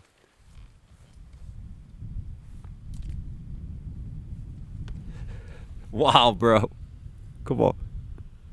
I love filming outside. Used to have braces, now it's been contained. 26, feeling like our your newspapers, court papers, and they shortchange us. Paper chasing all good till it's divorce papers. Newspapers, court papers, they all ride my wheels. Paper chasing is all good, trying to get that money. But then the paper flips. Because with that, again, the target on your back comes. Divorce papers. People always want money from you. They're looking at you like a wallet. Court papers. Legal troubles. Everything you get involved with. The paper flip. They gon' talk about your wants till they divide your wills. Talk about your wants so they divide your wills. The things you won't do, right? Always want to critique you. Until it comes time to divide your success, to divide your pie. And even look how family turns. Look what money does in envy and greed. Papers, court papers, they all ride my wheels. They gon' So divide like your wills, your wants versus your will, what you leave behind in that legal document and flipping it out of the paper scheme. That's a crazy setup. Starting with the papers, flipping the papers, then going into the wants and wills and then flipping the will paper. talk about your wants till they divide your wills. That's how family feels.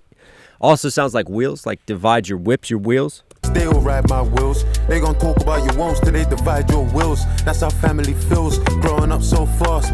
26, feeling like our lives on timers. Man. Lines in the face, she getting 26 feeling like lives on timers. Why? Think about 27. Kurt Cobain, Amy Winehouse. How many great artists, celebrities, musicians have gone at 27? Dave probably feeling So that. fast. 26, feeling like our lives on timers. Lines in the face, you getting fillers to hide it, and hoes lying about it.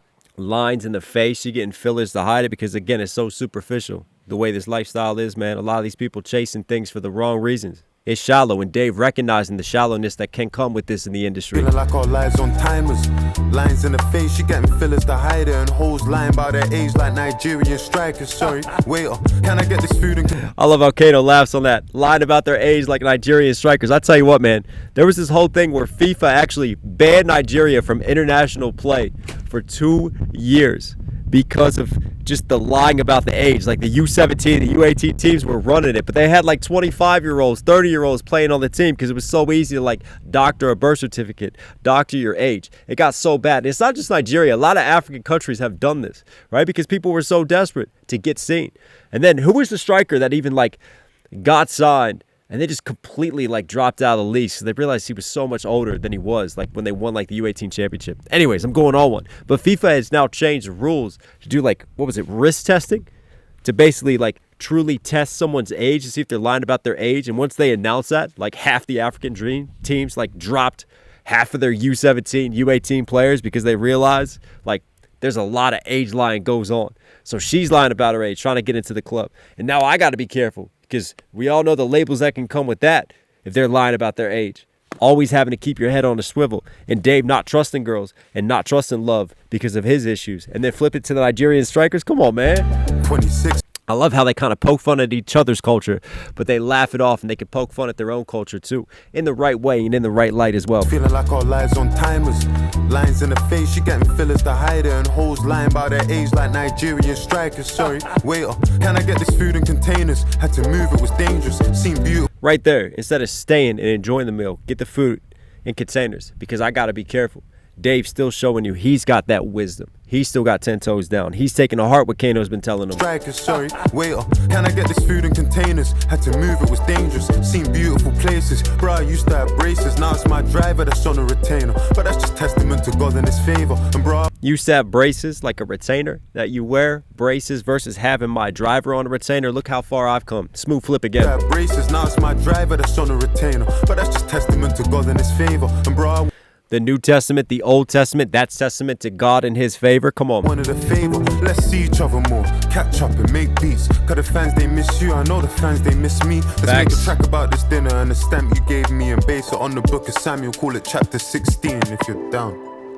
Chapter 16, another biblical reference. What happens in Samuel 16? Let's go back to Sunday school, man. Right. God tells... Yeah, that's when David gets anointed king. That's what it is. So Dave, on this track, feeling like Kano is passing the crown to him. He feels like he's being anointed king. So it's symbolic to him. So let's call it chapter 16 of the book of Samuel, where the prophet visits the family of Jesse, picks the firstborn, and God goes, I don't judge on that, I judge on the heart. And then David is the youngest, and David is the one who gets anointed by the prophet Samuel to be the next king of Israel, right? From Jesse, from the line of Jesse, in Bethlehem. And then obviously we know, fast forward to Jesus in Bethlehem and all that, but I'm going on one. I'm deep diving into religion right now. But the book of Samuel, chapter 16, that's a crazy, just symbolic flip right there. So who's gonna get this one then? Just like the boy who played the harp, man. I love this. I love the layers of this. Who's going to get this one? Who's going to get this track, right? Versus who's going to get the bill? Come on. Or who's going to get it up here? Who's going to catch everything we did? Aye. That's Bars even in the conversation. cool. So what's her name? Nah, I'm just fucking with you. Just do your thing, man. But trust me, don't overthink it. Oh, camera went down.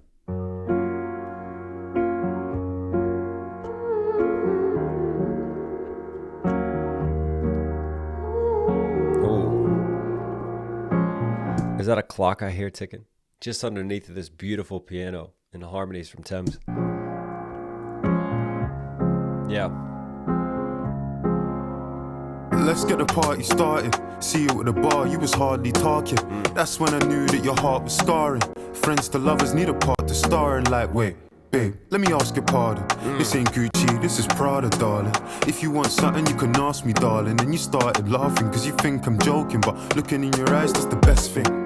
Brake lights giving you the red skin. You was in a bad mood when we stepped in. Girl, you checked out before we even checked in. On the phone, you gon' vent to your best friend, the one who gave me the lecture. But I ain't gon' sweat you, babe, I'ma let you catch up with your boy, undress you, and let me tell you why. I'ma let you catch up with your boy, undress you. Nice little peppered flow there, man. I'll sweat you, babe, I'ma let you catch up with your boy, undress you, and let me tell you why I'ma bless you. It's another one of those that gets you moving, man, just with the dance type of rhythm to it.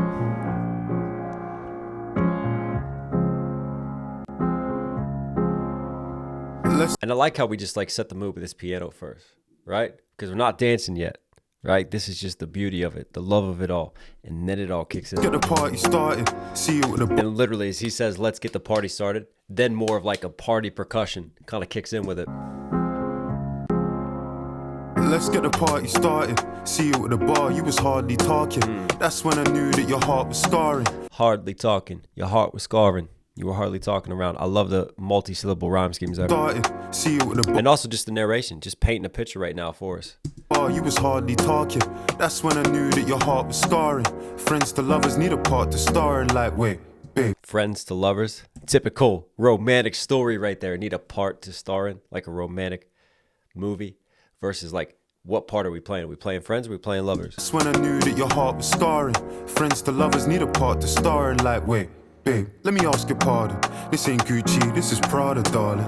If you want something, you can ask me, darling. And you started laughing, cause you think I'm joking. But looking in your eyes, that's the best thing. Brake lights giving you the red skin. You was in a bad mood. Brake lights giving you the red skin. Another like illustrative line that I just really like from Dave in more of a storytelling bag, right? I picture them like in the car together and the brake lights from the car in front of them and then giving her red skin as he turns and looks at her. In your eyes, that's the best thing. Brake lights giving you the red skin. You was in a bad mood when we stepped in. Though you checked out before we even checked in. That's a great ball right there. Just a juxtaposition flip. You were checked out. You weren't here mentally. Your heart was scarred. You weren't talking to people before we even checked into where we were.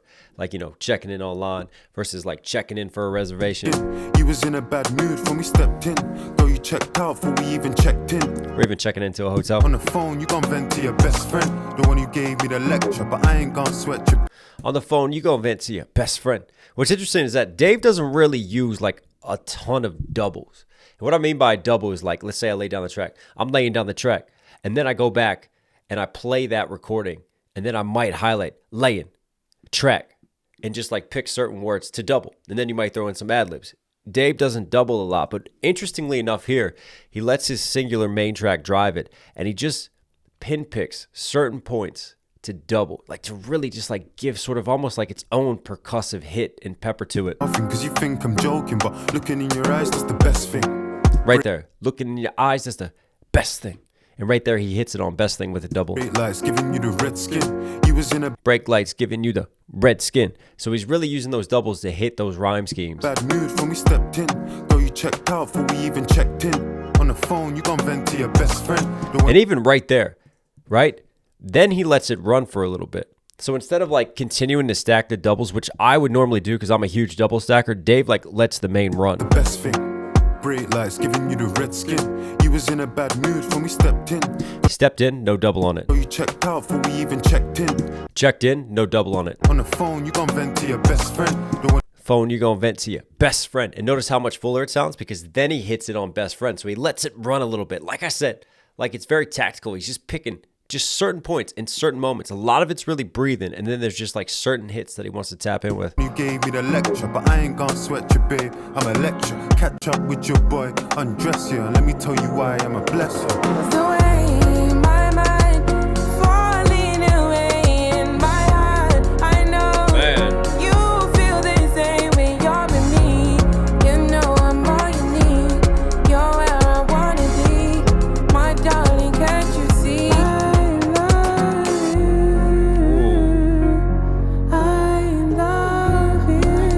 Voice of an angel, man.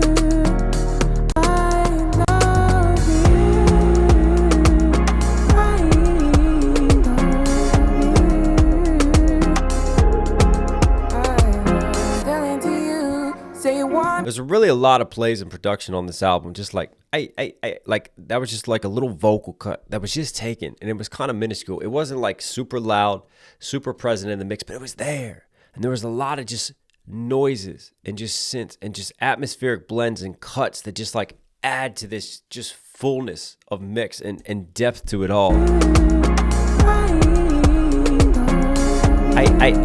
And there's a little and they're right there too. Like things kind of like, it's almost like you have what's on the surface, and then you have a lot like bubbling just underneath of the surface of the mix. And I kind of love just the way that all this sits, man.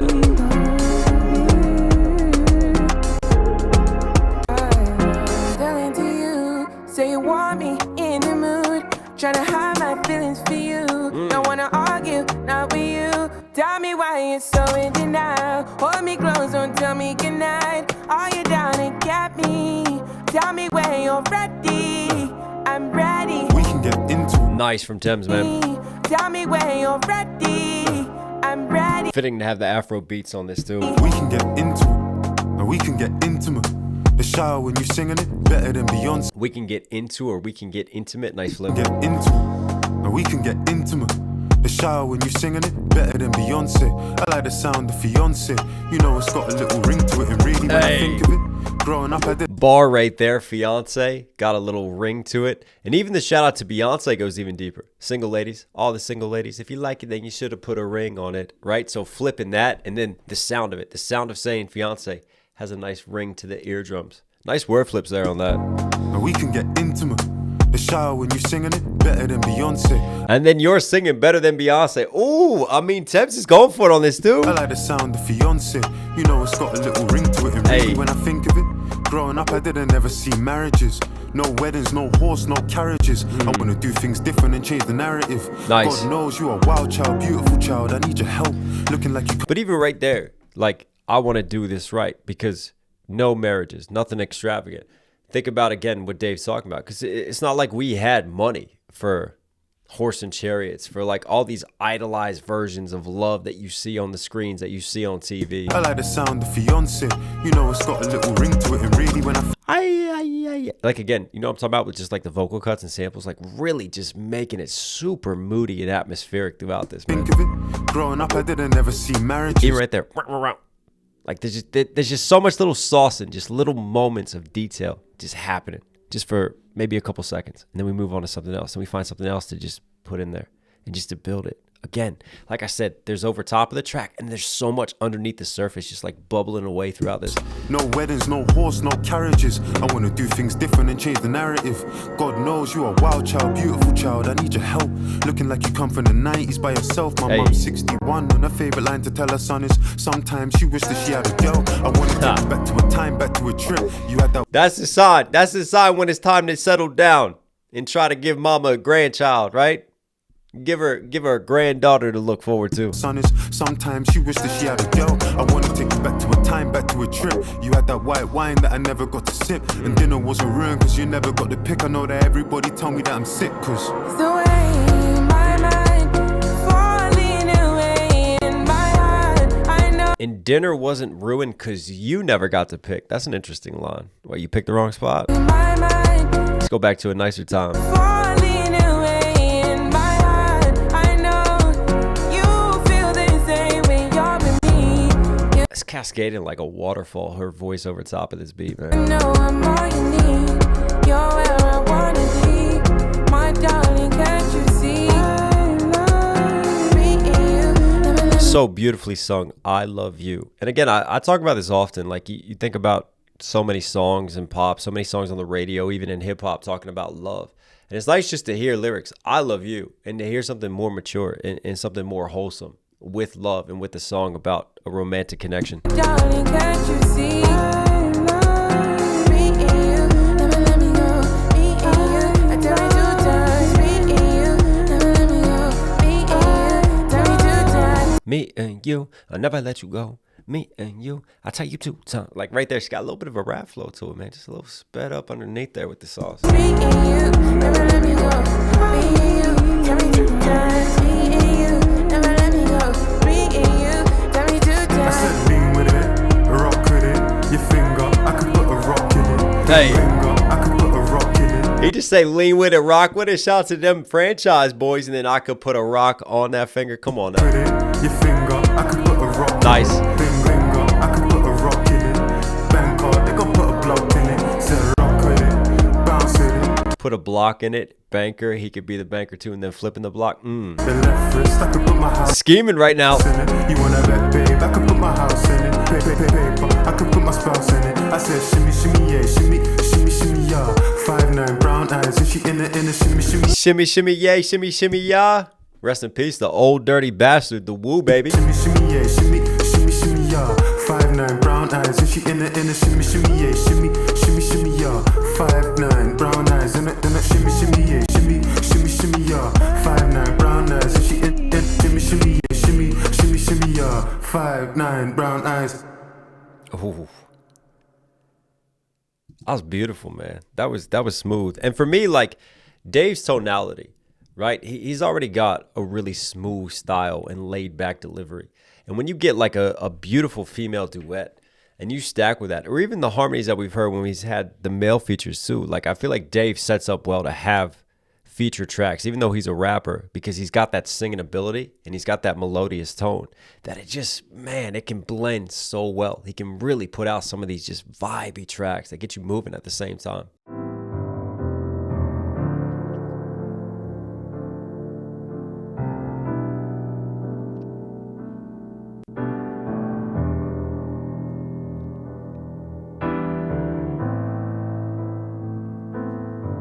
The pianos on this album. What if I'm selfish?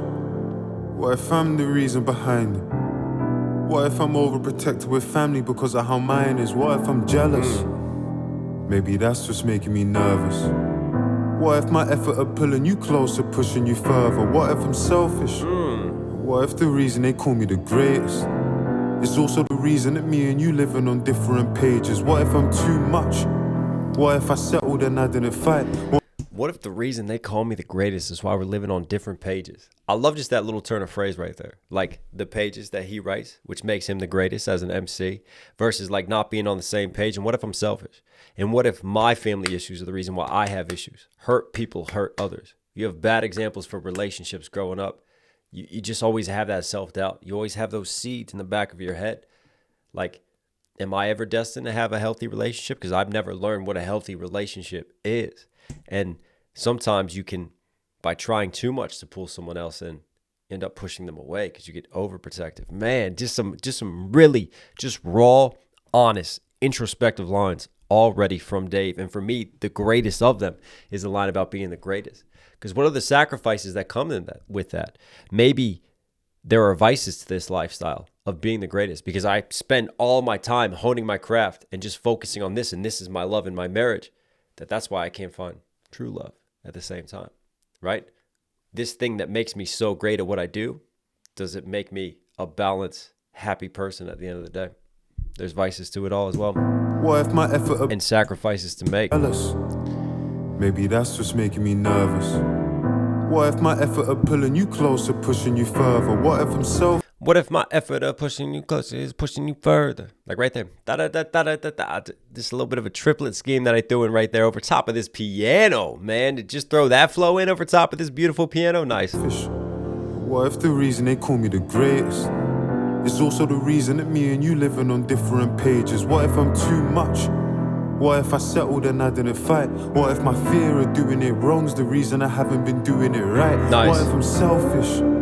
What if the kids just want to be kids and don't want to live in and out of the news and chill and don't even want to be rich? And what if I'm so self-centered that I don't even realize what I could miss? And what if I'm falling in the abyss? Maybe it's What if kids just want to be kids? And I take that two different ways. You have someone who had to grow up so quickly because of where he's from, right? And feeling like he's still a kid because he never really grew up. In many ways, he had to grow up too fast. And in other ways, he never truly grew up. So that for me, like maybe he feels like he still isn't, even though he's an adult, he's not really fit for a relationship because he's still like a kid and he's still selfish like a kid. That's a very clever bar. And then I also think about it too, if you think about from like a career perspective, like, and this is something I struggle with too as a father. Like you get so focused on your career and what you're trying to build and trying to provide for your family, right? And focus on that legacy and focus on, trying to financially provide for them. But at the end of the day, kids don't give a shit about how much money you're earning for them. All they want is your time. Kids are just going to be kids. I just want to have fun. I just want dad. That I don't even realize what I could miss, and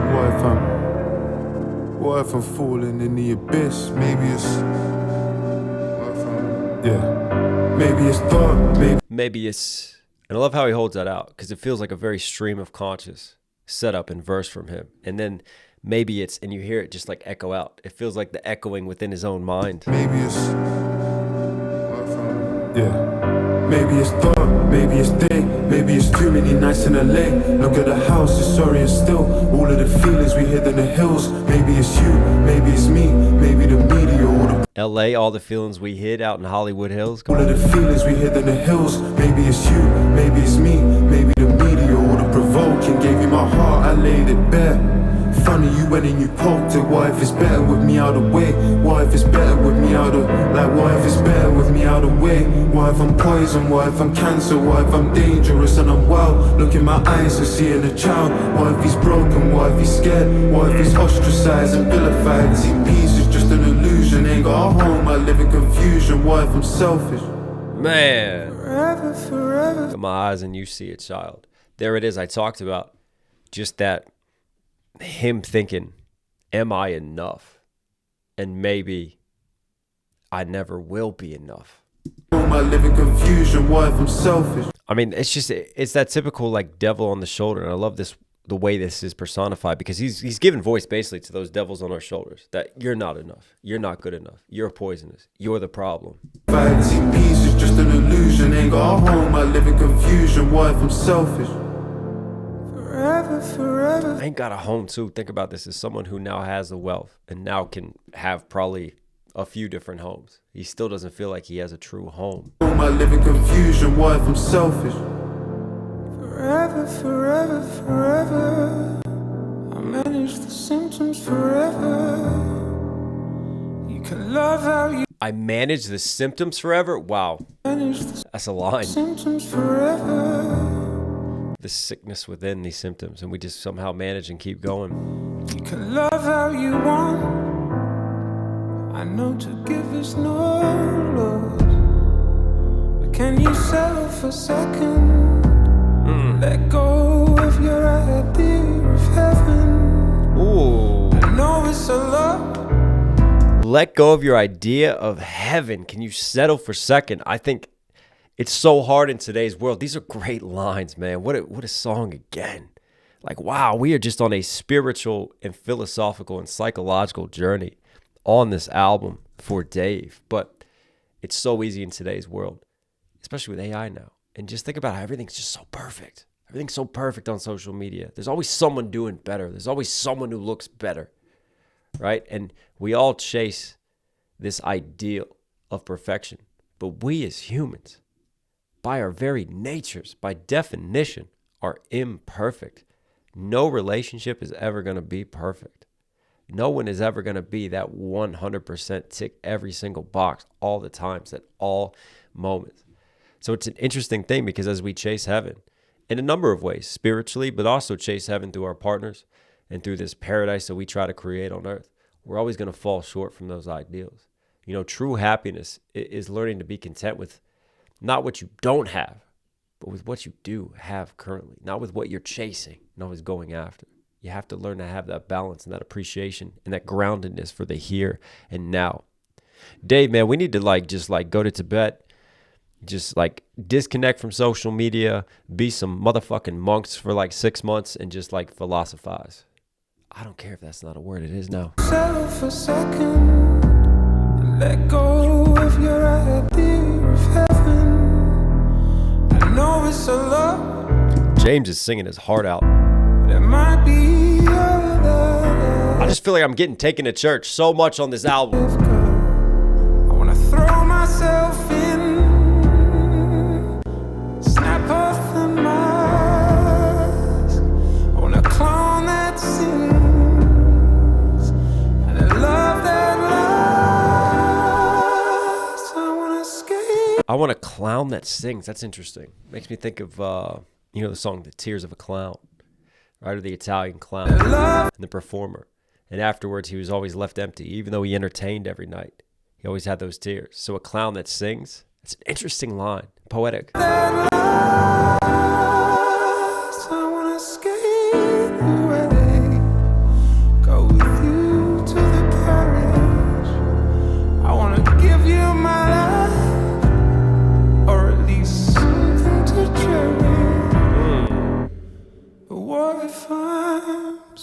I've done a lot of things I regret, like announcing our split on a text. Don't know why, but I still buy gifts for my ex. Watching her stories to see if she checks. I'm a mess, I don't know if my head's in a game. She told me don't mention her name, I'm suggesting the same. Wonder if she still checks versus like sending checks and buying gifts. I'm a mess, I don't know if my This little guitar switch up here. head's in a game. She told me don't mention her name, I'm suggesting the same. I'ma get through the pain, wanna see the sunshine, gotta get through the rain. Bag full of trauma, I left on the train. I'm ashamed for the days that I said that I changed. I'm a cheat, sat in a therapist chair crying like a baby in the middle of a Harley Street. Like I'm fighting a sickness that I can't beat, I'm this low, and then I go mad. Reflection telling me I'm just like my dad, and this white woman telling me it ain't so bad. Middle of my sentence, she cut me off like, sorry David, we don't have any more time. The appointment till 4 and it's 3:55, bro. I feel like she wouldn't even care if I died. Man, I tried to do this therapy shit, man, I tried to do this therapy shit, bro. I know, wouldn't even say I'm depressed, but I'm low in the Grove, in the casino and Edgware Road. I've got too many sins to Low in the casino, right? He's tried. He doesn't feel like he's depressed, but he's still having a low point of his life. But also makes me think of just like sitting low, like at the blackjack table, like leaning low, like gambling, or just trying to keep a low profile. Like nice play off of the highs and lows and feeling low and talking about going through therapy. I've tried this. People tell me go to therapy. I sit in therapy and the therapist doesn't even give a shit about me. Just this white woman that's just, I'm a paycheck to her. And then before that too, like, wow, man, Dave is just really just removing all filters. Like, I'm a cheat. I'm disloyal. What is all this trauma that I'm dealing with? And then he had a great line too, where he didn't say baggage, but it was the understood bar. All this trauma I left on the train. Like, you leave your emotional baggage and everything that I went through. And then even before that, like, what is this trauma? Like, drive me away. Like, I'm like, he's lamenting he can't find love. And yet look at this right here. He's the one who broke up with his ex. And yet he can't get over her and he's sending her gifts, right? So what is that disconnect? And then as well, you don't break up with someone in a text, right? You got to do it face to face. You got to do it the right way. Harley Street, like I'm fighting a sickness that I can't beat. Up in Harley Street. And like I said before, like he's got like this nice, like I'm fighting a sickness that I can't beat. Da-da-da-da-da-da-da. He goes like staccato, like very rapper delivery, and then coming out towards the end of the bar, he softens it, and then he harmonizes, and he's using just this great melodic rap and tone that he's shifting in between the pepper delivery and more staccato delivery. Chair crying like a baby in the middle of a Harley Street, like I'm Crying like a baby in the middle of a Harley Street, singing in the middle of a right there, very nice punctuation, right, of a Harley Street. And then he holds it out again. fighting a sickness that I can't beat, I'm this low, and then I go mad. Reflection telling me I'm just like my dad, and this white woman Reflection telling me I'm just like my dad. Oh man, that hits. telling me it ain't so bad. Middle of my sentence, she cut me off like, sorry David, we don't have any more time. The appointment till 4 and it's 3:50. Hear this underneath?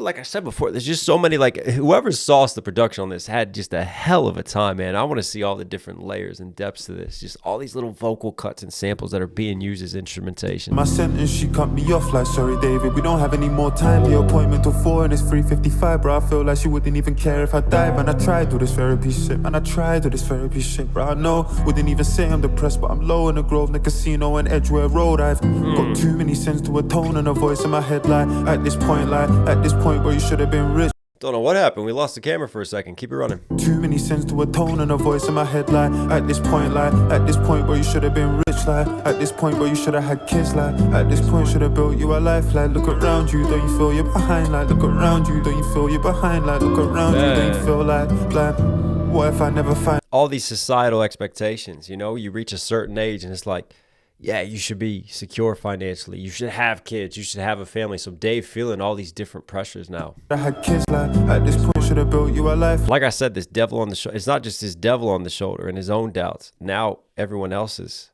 critics are coming into his mind, into his space, and his world. Like, look around you, don't you feel you're behind, like, look around you, don't you feel you're behind, like, look around you, don't you feel like, what if I never find love?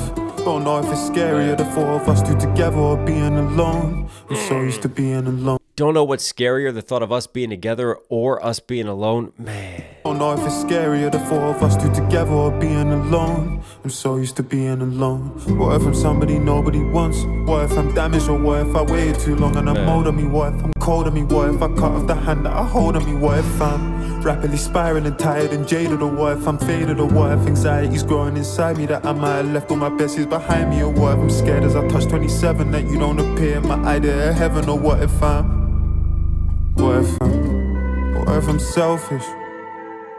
Wow.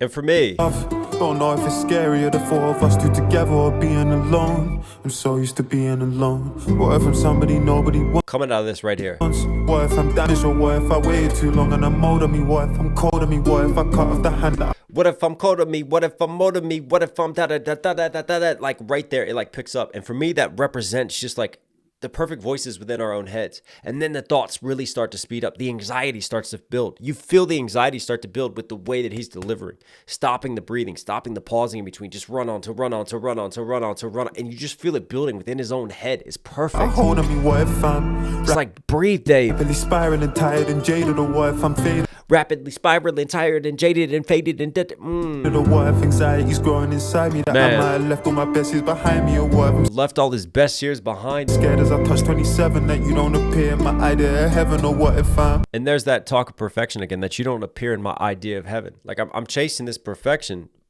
but why when I'm so damaged? And am I too damaged to ever truly find love? Wow, just these deeper thoughts, man. behind me? Or what if I'm scared as I touch 27 that you don't appear in my idea of heaven? Or what if I'm selfish? And it comes back to selfish. We started the first line of the song with selfish, and we ended on what if I'm selfish, right? Because again, is he too wrapped up? This one line for me really stands out of, are the things that make me the greatest also just make me horrible at a relationship, right? If I'm selfish because I'm so focused on my career and my craft, and that selfishness is not letting me unlock a relationship. But also that selfishness too could be because there's another layer to selfishness as he talks about his trauma and his pain. Because it's like, is he always putting these doubts and these emotions at the forefront instead of thinking about someone else's doubts, someone else's trauma, someone else's emotions, what they go through? Because that's the key. It's still selfish, all of this self-introspection, because a relationship takes balance. A relationship takes sacrifice. And is he willing to make those sacrifices? Or because of all the hurt and all the years of pain and never really having that role model of a relationship, he doesn't know how to get there. And yet he wants it. And yet he feels these societal pressures. Like, I need to be here at this point. I'm not ticking these boxes.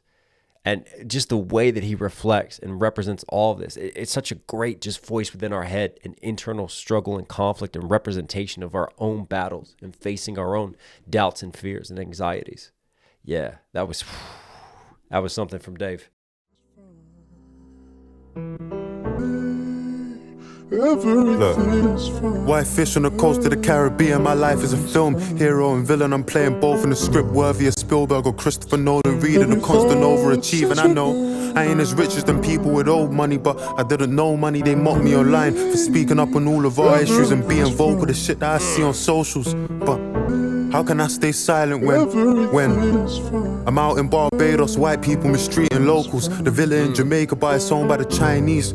Head to the right beach and they're charging us 5 each. They say the Caribbean paradise, like why leave? But how can I be silent when there's blood on the pine trees? Most of us will sacrifice our soul for the right fees before I love how Dave uses his platform, man. I love the raw honesty and emceeing.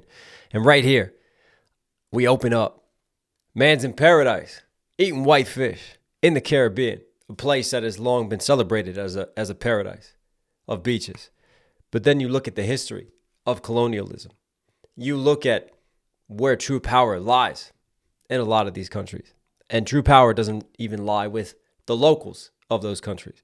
And Dave can definitely understand this In Africa, it's happening as well as the Chinese continue to try to extend their soft power and move into rare earths, move into infrastructure, move into all kinds of things. And it's happening in the Caribbean too. But it's not just that. You talk about just the reverberations from colonialism as well. You even talk about U.S., European influence going on. Blood on the pine trees. What a way to paint that. Like, typical Dave, though. Give him such like a situation that so many artists would celebrate. And he still thinks it through. And he still finds that darkness as well. This man's a cynic, but I love it. An overachieving, I know I ain't as rich as them people with old money, but I didn't know money. They mocked me online for speaking up. And obviously Steven Spielberg, Christopher Nolan, great directors, man.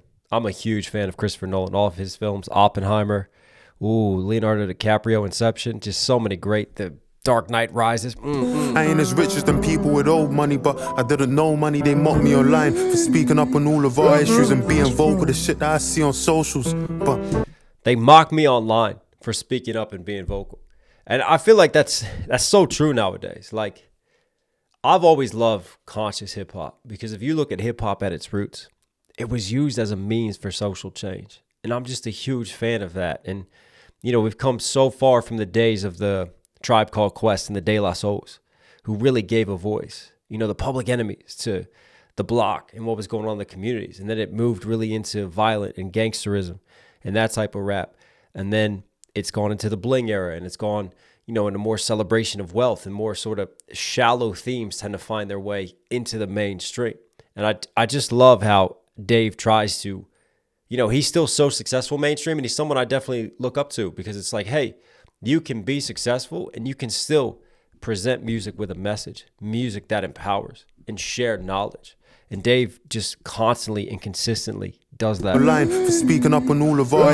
But the second you start speaking up online, it gets divisive, and then you also get labeled as preachy. Get off of your soapbox. Who are you? But then if you don't say anything, they'll mock you for that too at the same time. You can't win. It's a lose-lose if you're an online figure, man. Issues and being vocal, the shit that I see on socials. But how can I stay silent when I'm out in Barbados, white people mistreating? Everything is fine. I can't help but hear the irony in that singing underneath of it. Locals, the villa in Jamaica by it's owned by the Chinese. Head to the right beach and they're charging us 5 each. They say the Caribbean paradise, like why leave? But how can I be silent when there's blood on the pine trees? Most of us would sacrifice our soul for the right fees. Before I find love, I'm just praying I find peace. Before I find love, I'm just praying I find peace. You know what? Love that line. I believe. I don't know if I handled it well. It's fuck Coca-Cola. Did I stop drinking Fanta as well? I can see the blood on the lyrics I write for myself. I cried about slavery, then went to Dubai with my girl. Surely I ain't part of the problem, I lied to myself. Jewels that my people died for are a sign of my wealth. My work is a physical weight on my life and my health. The last couple years feel like I've been inside on a shelf. I just phoned Sedge and I said you inspired myself. I don't feel a spot of jealousy inside of myself. But when I'm all alone, I won't lie, I question myself. Am I self-destructive? Am I doing the best for myself? I know I love music, but I question the rest of myself. Like, why don't you post pictures, or why don't you drop music, or why not? Man, there is just like, he's constantly just dropping just hard-hitting line after hard-hitting line, and he's not really letting things pause or marinate. It's like he's got to vent. He's got to get all this off of his chest, and this is what he's doing. You know, he talked about Coca-Cola, and yet they still drink Fanta. And Fanta's huge in the UK, but Fanta is a beverage from the Coca-Cola company. And he's talking about Gaza there.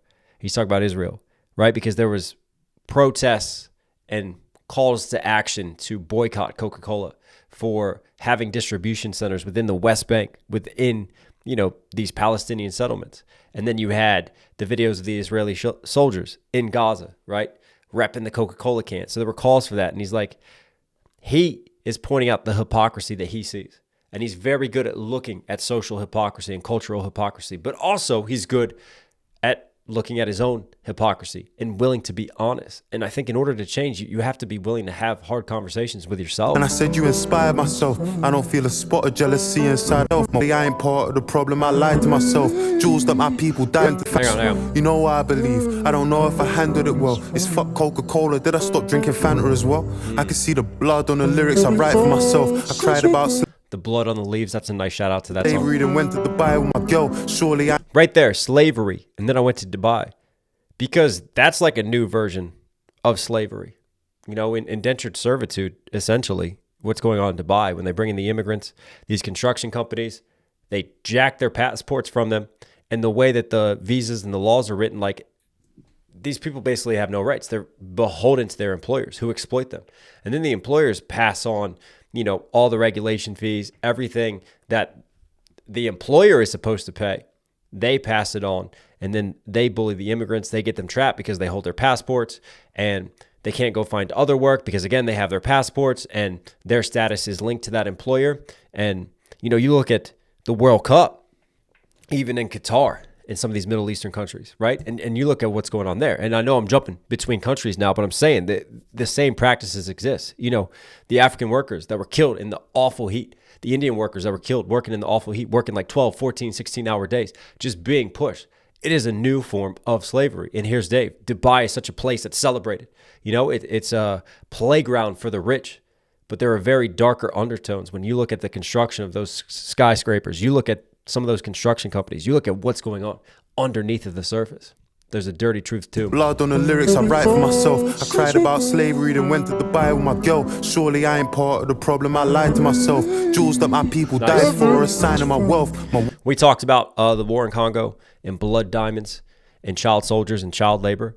But then also Sudan. Like, you talk about something simple as gold. Gold is basically funding the whole civil war and is one of the reasons there's no peace in Sudan as well. I mean, work is a physical weight on my life and my health. The last couple years felt like physical weight on my life and my health, you know? Like, this carries an actual weight. You know, he feels all of this. I love David's just, man, his enthusiasm, but just, yeah, that raw expression. Like, there's no filters ever to what he gives us. It's just pure. It's him bearing his soul. For a sign of my wealth. My work is a physical weight on my life and my health. The last couple years felt like I've been inside on a shelf. I just phoned Cinch and I said you inspired myself. Even that maturity, being willing to phone Central C, who's younger than him, who's come up after him. You know, we need more OGs willing to really put on for the next generation and guide them and just not let ego and not let pride get in the way. Love that maturity from Dave. I don't feel a spot of jealousy inside of myself. But when I'm all alone, I won't lie, I question myself. Am I self-destructive? Am I doing the best for myself? I know I love music, but I question the rest of myself. Like, why don't you post pictures? Or why don't you drop music? Or why not do something but sitting and stressing yourself? 10 years I've been in the game and I won't lie, it's getting difficult. This shit used to be spiritual. We don't need no commentators, we can leave that to the sports. Just listen to the music, why do you need somebody's thoughts? And some of it constructive, but the most of it is forced. And why we counting the numbers, how the music make you feel? I'm just being real.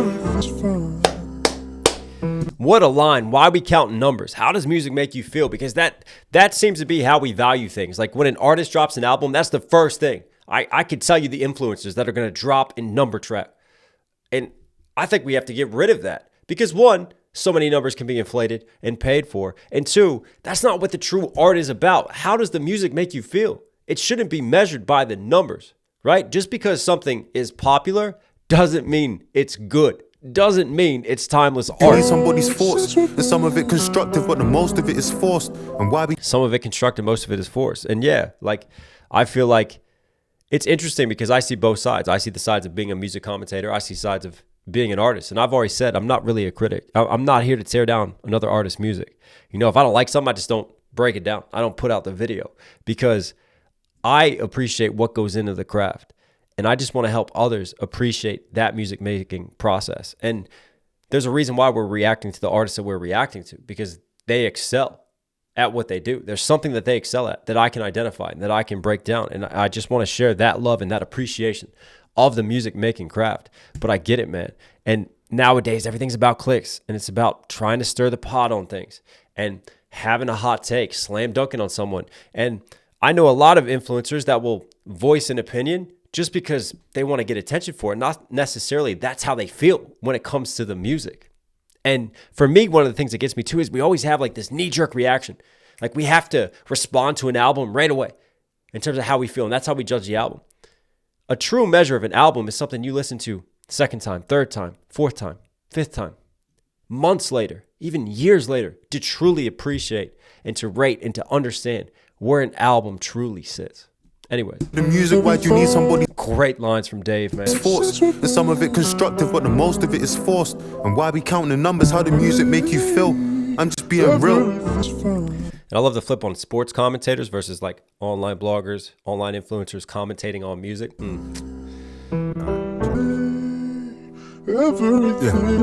White fish on the coast of the Caribbean, my life is a film. Hero and villain, I'm playing both in a script worthy of Oscar and Hollywood nominations. I'm throwing money at women in different denominations and killing the conversation. All them people told me, keep grinding, be patient. It's weird being famous, trying to navigate the spaces. Feel like a celebrity, but you ain't on the A-list. And you never drop, so you ain't really on a playlist. But your fans love you, you can see it on their faces. America feels so close that you can taste it. 2017 was trying to make it to the Rangers. 2025, I'm trying to make it to the Granges. How do I explain me and my... Trying to make it to the Ranges. Now he's trying to make it to the Granges. He was just trying to make the Range Rovers and just have that status. Now he's trying to make it what? Like the Lucian Granges, like CEO level in terms of wealth or just in terms of influence. And he's so close to America, right? Because UK artists can blow up in the UK, but the true litmus test for them, they always want to blow up in the States because it's just a larger market and audience and level of success. To the Rangers, 2025, I'm trying to make it to the Granges. I again love the raw honesty. Like, I don't drop enough. I'm not on playlists. I'm not on the A-list. And yet Dave has built just such a loyal audience who truly loves him and his art. And I'm always a huge fan. And I'm honestly envious of it. I'm envious of the artists that can just vanish because, man, I wish I could do that. I got bills to pay. I got family to provide for. I mean, I make money from music, but I don't make like Dave's level of money. You know what I mean? And like to be an independent artist, you have to kind of keep dropping. You have to play this game in order just to stay relevant because it's such an oversaturated market of social media. And I just love the artists that can just go away and just really focus on the art and hone the craft. And then they drop and the fans will show up and they'll be there for it. Anyways, that's my own issues, man. That's my own stuff I got to deal with, but I love Dave. 2017 was trying to make it to the Rangers. 2025, I'm trying to make it to the Granges. How do I explain me and my soulmate are strangers that we've already met and I've known her for ages? How do I explain because I'm running out of pages? How do I explain South London and its dangers? Can't recall the last time that we was all together, but all I can remember the Olympics was in Beijing. Moved to Dubai, that's for the taxes that they take in, or moved to Qatar, feel the breeze on the beach. But how can I explain to my kids that it's fake win? Free but I'm broke, have me feeling like I'm caged in. How do I explain to... Free but I'm broke. I love that. You know, that like being broke, but actually he's rich, but he's broke inside. I just love that flip. And then obviously Beijing, Qatar, you talk about how money and profit truly moves things. And then the lines that hit me too is like talking about a soulmate that he's met, and yet why aren't they together? You should be with your soulmate. Like there's Dave exploring issues of love too. Everything is coming out. Like this is a man reflecting on his birthday and looking back and just letting it all in and going through it all. Like this stream of conscious type of rap within his mind. It's that it's fake win, free but I'm broke, have me feeling like I'm caged in. How do I explain 2 pounds got you 8 wings? How do I explain my ops lost but we ain't win? Girls I'm around had surgery on their hips. How do I explain that I love her the way she is?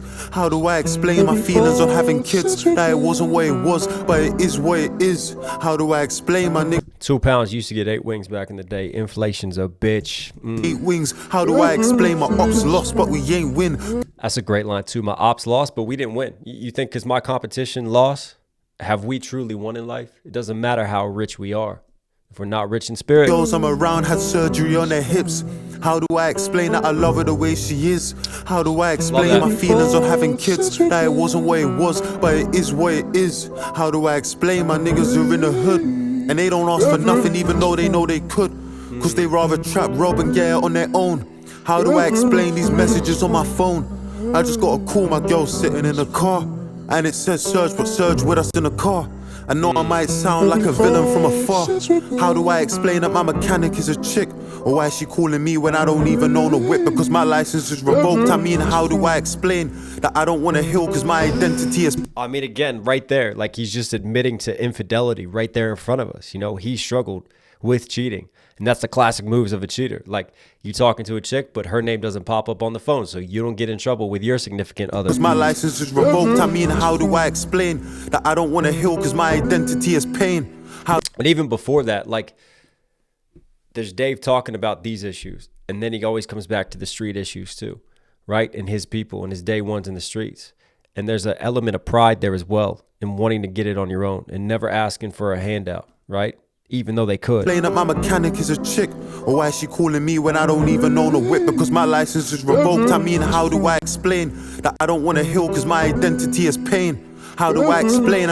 I don't want to heal because my identity is pain. What a bar that is.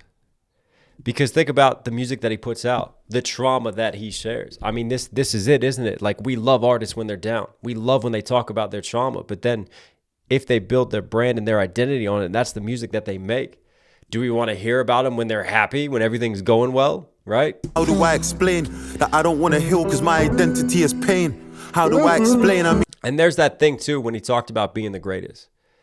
But what is the sacrifices to that? And what are the sacrifices to this art? Because what makes him great in this trauma doesn't make him happy and make him balanced in his life. How do I explain that I don't want to heal because my identity is pain? How do I explain? I mean, how do I explain? I went and hit the streets because I didn't want a boss. I ended up at work, I was barely getting paid. For someone that was 2 years above me in my age, I didn't even find it strange. I mean, how do I explain? Everything's fine. Everything's fine. Yeah. 52 miles from Marseille, I'm in Miraval.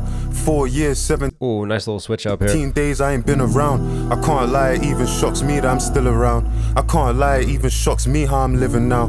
Staring at this Rachel Jones painting, I'm sitting down. The last thing I drew was a weapon, I'm living wild. Turned 27, but I feel like I'm still a child in this. I like that draw bar, right? He's looking at a painting, and he's not drawing paintings. He's still drawing weapons. He's still connected to the street lifestyle. And then he talked about, coming up, not wanting to work for a boss, but then he goes and works in the streets, and what happens? He still ends up working for a boss. Not even someone much older. It even shocks me how I'm living now. Staring at this Rachel Jones painting, I'm sitting down. The last thing I drew was a weapon, I'm living wild. Turned 27, but I feel like I'm still a child in this house out in central London I can barely afford. 6 months sober and I feel like I'm Dave again. Drinking all my pain and my sorrows away again. I got withdrawal symptoms, but they happen at ATMs. Next 2 years I'll be looking at ATMs. Who's the best artist in the world? I'm saying Thames. Maybe James Blake or Jim on the day, depends. Let's see who quits now, we ain't getting paid again. ATMs, an ATM machine versus 80 M's. That's a nice little wordsmith and flip. And then withdrawal from alcohol, right? Trying to be sober versus withdrawing at an ATM. The bars too, man. Maybe James Blake or Jim on the day, depends. Who's the best artist in the world? I'm saying Thames. Maybe James Blake or Jim on the day, depends. Shouts out all the collaborators on this album and Thames. Shout out to James Blake too. Come on now. Let's see who quits now, we ain't getting paid again. Yeah. I'm just here drinking liquor by myself. Is my music just becoming a depiction of my wealth? Never trust a girl who's lock screens a picture of herself. I had to learn that shit myself. Now I'm sitting by myself. There's so many lines, and because this is stream of conscious, I don't want to let this play because I'm not sure how to track this and go back. Normally, if I know where I can figure out the hook and the verses, I can break it down. But this is so hard. So for me, I'm just gonna keep pausing when I feel like it's right. But Dave, so many great lines. I'm just here drinking liquor by myself. Is my music just becoming a depiction of my wealth? Is my music becoming... There's another just the raw honesty of that and the self-awareness to say that. Because he put out that track with Stormzy and bragging about the rollies. I'll never forget that verse. It was a dope verse. It was a dope song. But it was all just flexing. And then even Central C in that track, that was just flexing. And Dave was just flexing. And it's not the socially conscious Dave. And yeah, we're all humans, we're all complex, and sometimes we want to flex, sometimes we want to reflect, and I get that. But I just love how he brings this line. He questions it himself, and he holds himself to such high standards. I'm just here drinking liquor by myself. Is my music just becoming a depiction of my wealth? Never trust a girl who's lock screens a picture of herself. I had to learn that shit. And even don't trust a girl who lock screen is a picture of herself. Why? Because she's shallow. She's just worried about herself. Becoming a depiction of my wealth. Never trust a girl who's lock screens a picture of herself. I had to learn that shit myself. Now I'm sitting by myself with no girl.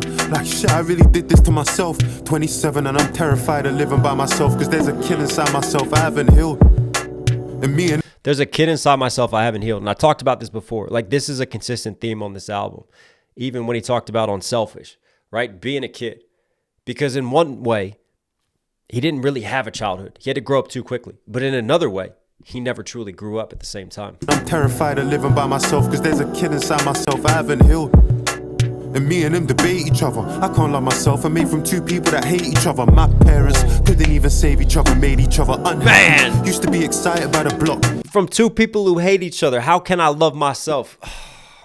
As a kid from divorced parents, man. Oh, that hits different. My parents couldn't even save each other, made each other unhappy. Used to be excited by the block, but size doesn't matter. You supplying it or not, sling a shot. I could've really killed a giant with a rock, but that's a life that I forgot. And my young boys, The drug scheme and then the David and Goliath scheme, that was smooth. not sling a shot. I could've really killed a giant with a rock, but that's a life that I forgot. And my young boys are sliding over what? I don't know, cause I ain't spoke to him in time. Ain't afraid of getting older, scared of being left behind. And then I question, will I live my life and resent? Is anybody ever gonna take my kindness for strength? I gave Tisha the world, it weren't enough and then she went. Everybody's making content, but nobody's content. Safe space, can I vent? It crept up, my girl cheated. Everybody's making content, but nobody's content. What a bar that is. And then I question, will I live my life and resent? Is anybody ever gonna take my kindness for strength? I gave Tisha the world, it weren't enough and then she went. Everybody's making content. Gave my girl the world and then she went. Like, again, how can I? I have this trauma. I never had a good example. And I've talked about this, and these themes have come to fruition on this album as well. Like, he never saw a wholesome family unit. And then when he does open up his heart, he gets it broken. And dealing with that trauma. I really killed a giant with a rock, but that's a life that I forgot. And my young boys are sliding over what? I don't know, cause I ain't spoke to him in time. Ain't afraid of getting older, scared of being left behind. And then I question, will I live my life and resent? Is anybody ever gonna take my kindness for strength? I gave Tish. And I like that too. Don't mistake my kindness for weakness, but we don't celebrate kindness. We're not in an era, we're not in an age, and especially Dave, being from the streets where it's all about survival and the strongest surviving and the most tactical. Kindness can be a weakness. When do we ever celebrate kindness, especially in a man, a strength? Will I live my life and resent? Is anybody ever gonna take my kindness for strength? I gave Tisha the world, it weren't enough and then she went.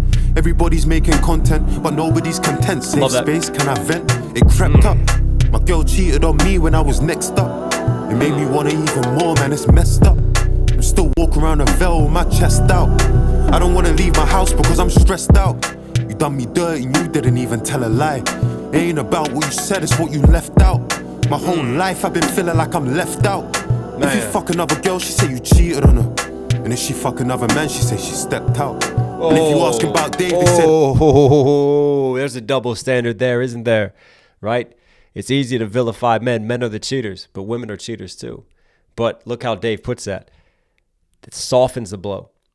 Words have power. Words carry weight. Instead of saying she cheated, she just stepped out. See how that hits a little different? My whole life I've been feeling like I'm left out. If you fuck another girl, she said... And it ain't about what she said. It's about what she left out. Just again, just so many great just bars that just cut deeper from Dave. Left out. My whole life I've been feeling like I'm left out. If you fuck another girl, she say you cheated on her. And if she fuck another man, she say she stepped out. And if you ask him about Dave, they say the best out. Nice. Yeah. And I survived all these errors, cause I barely made any. I'm just speaking how I feel. Yeah. I survived all these eras, all these different eras of music, grime and hip hop and the UK scenes versus because I didn't make any. We didn't really make a lot of music. Sometimes he would go on hiatuses and skip eras, essentially, but also he never made an error. E-R-R-O-R, error. Didn't make any. Come on. First car, I barely made any. I'm just speaking how I feel. Yeah. Fucked up speaking how I feel. Recording to the morning, I ain't even had a meal. I dropped Joni home and fell asleep behind the wheel. Driving at 100 an hour, I switched gears. I ain't spoke to 169 in 6 years. Don't even get me started on this shit's weird. Call me what you want, but with music I'm sincere. You wanna know the reason it's taken me 4 years? It's not cause I'm surrounded by yes men and sycophants. It's cause... Who's he talking about there? Who's he talking about? Because wow, he hasn't talked to 169 in 6 years. That was one of his old producers, man. Now I switch gears. And even switch gears, to me, I take it as like, you know, falling asleep behind the wheel, almost endangering himself because he works so hard. But for me, it's all a metaphor because this grind, I think there's this self-awareness too of where is this going to take me in the end without balance in my life? Where am I going to end up, right? and switching gears, like shifting how he does things, how he goes about stuff, and even like switching friendships because he hasn't spoken to 169. And then say what you want about me. Who's he talking about there? Because he leaves him out and then he goes, say what you want about me. But in this music, I'm sincere. That's a great response. Right? I don't care what you say, but through this music, I'm always going to give you my sincerity and my soul. Is that AJ? It might be AJ. They came up together. There's that friction, that angst between them. It's been talked about by other artists. It's got to be AJ, right? I think. Spoke to 169 in 6 years. Don't even get me started on this shit's weird. Call me what you want, but with music I'm sincere. You wanna know the reason it's taken me 4 years? It's not cause I'm surrounded by yes men and sycophants. It's cause I'm with producers and people that give a damn. It's me who's gotta carry the pressure. I live with that. Man, I love that because that's what you get. You get this feeling of art. It's okay. We forgive Dave as soon as he drops because you know he's put so much passion into this art, right? And it's not about having yes men. For me, the measure of a true artist, and I've met a lot behind the scenes, and I've seen how different people move. And to me, the most successful people, the ones I really respect, they don't have yes men on their teams. They have people on their teams who are united in their mission. They just care about putting out the best art possible.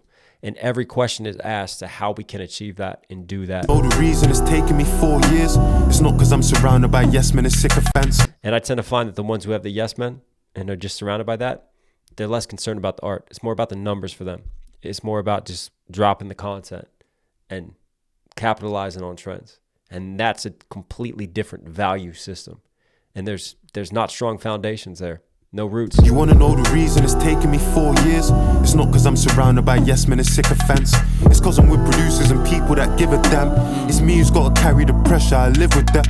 Nice. All I thought about is the song we could give the fans when I was out there getting stood up by artists I'm bigger than. I don't want no girls around when my nieces they visit, man. Come on, Dave, I want some names. Who stood you up, man? They crazy. But they're getting stood up by artists who were smaller than him. And all Dave's thinking about is the music.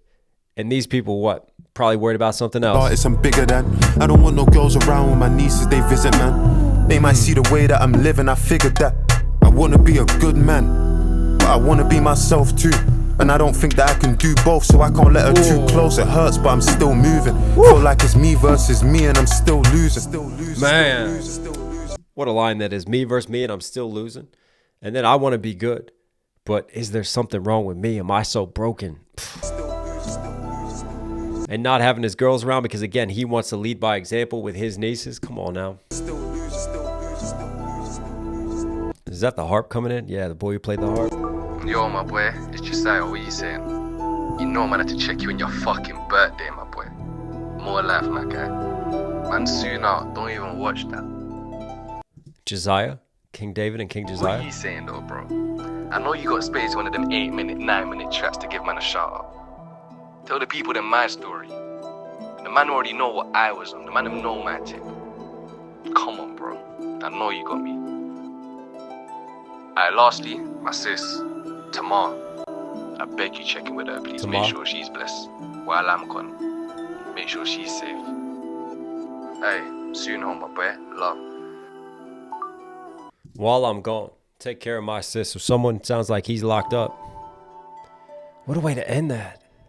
It feels like we leave it on a transition instead of final notes. Wow, that was heavy.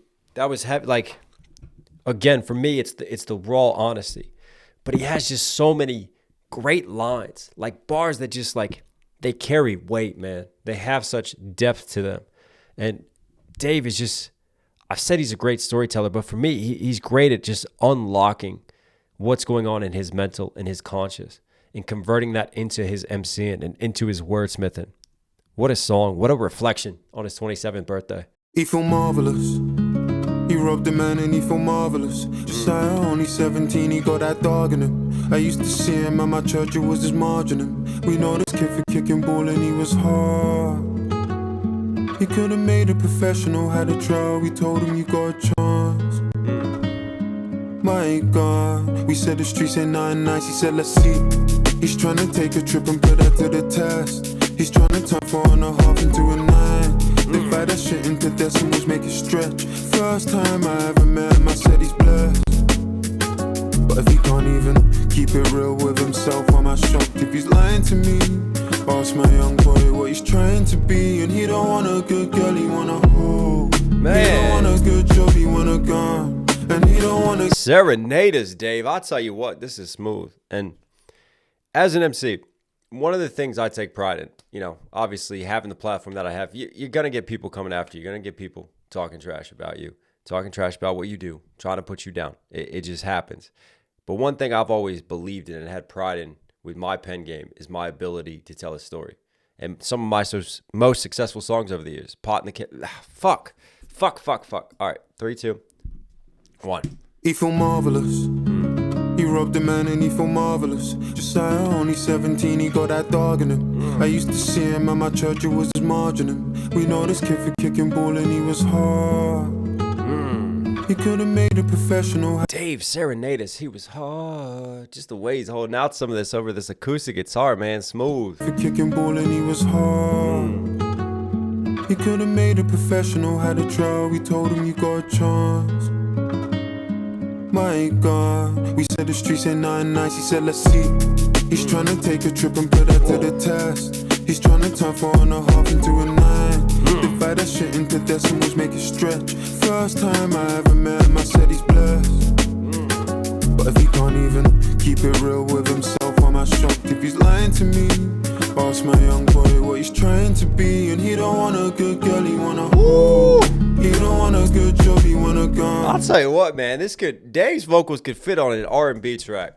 And listen, as an MC, over the years, I've had a lot of ups and downs. And obviously the platform that I have, you know, you get a lot of critique, you get a lot of hate as well. But one thing I've always took pride in is my ability to tell a story. Some of my most successful tracks over the years, whether it's Fentanyl, Pot in the Kettle, Family Curse, you know, I'm a writer as well. I love to write. I love to be an author. I love to tell stories. And that's one thing I see in Dave that I think Dave is just, he's incredible at. He's a great storyteller.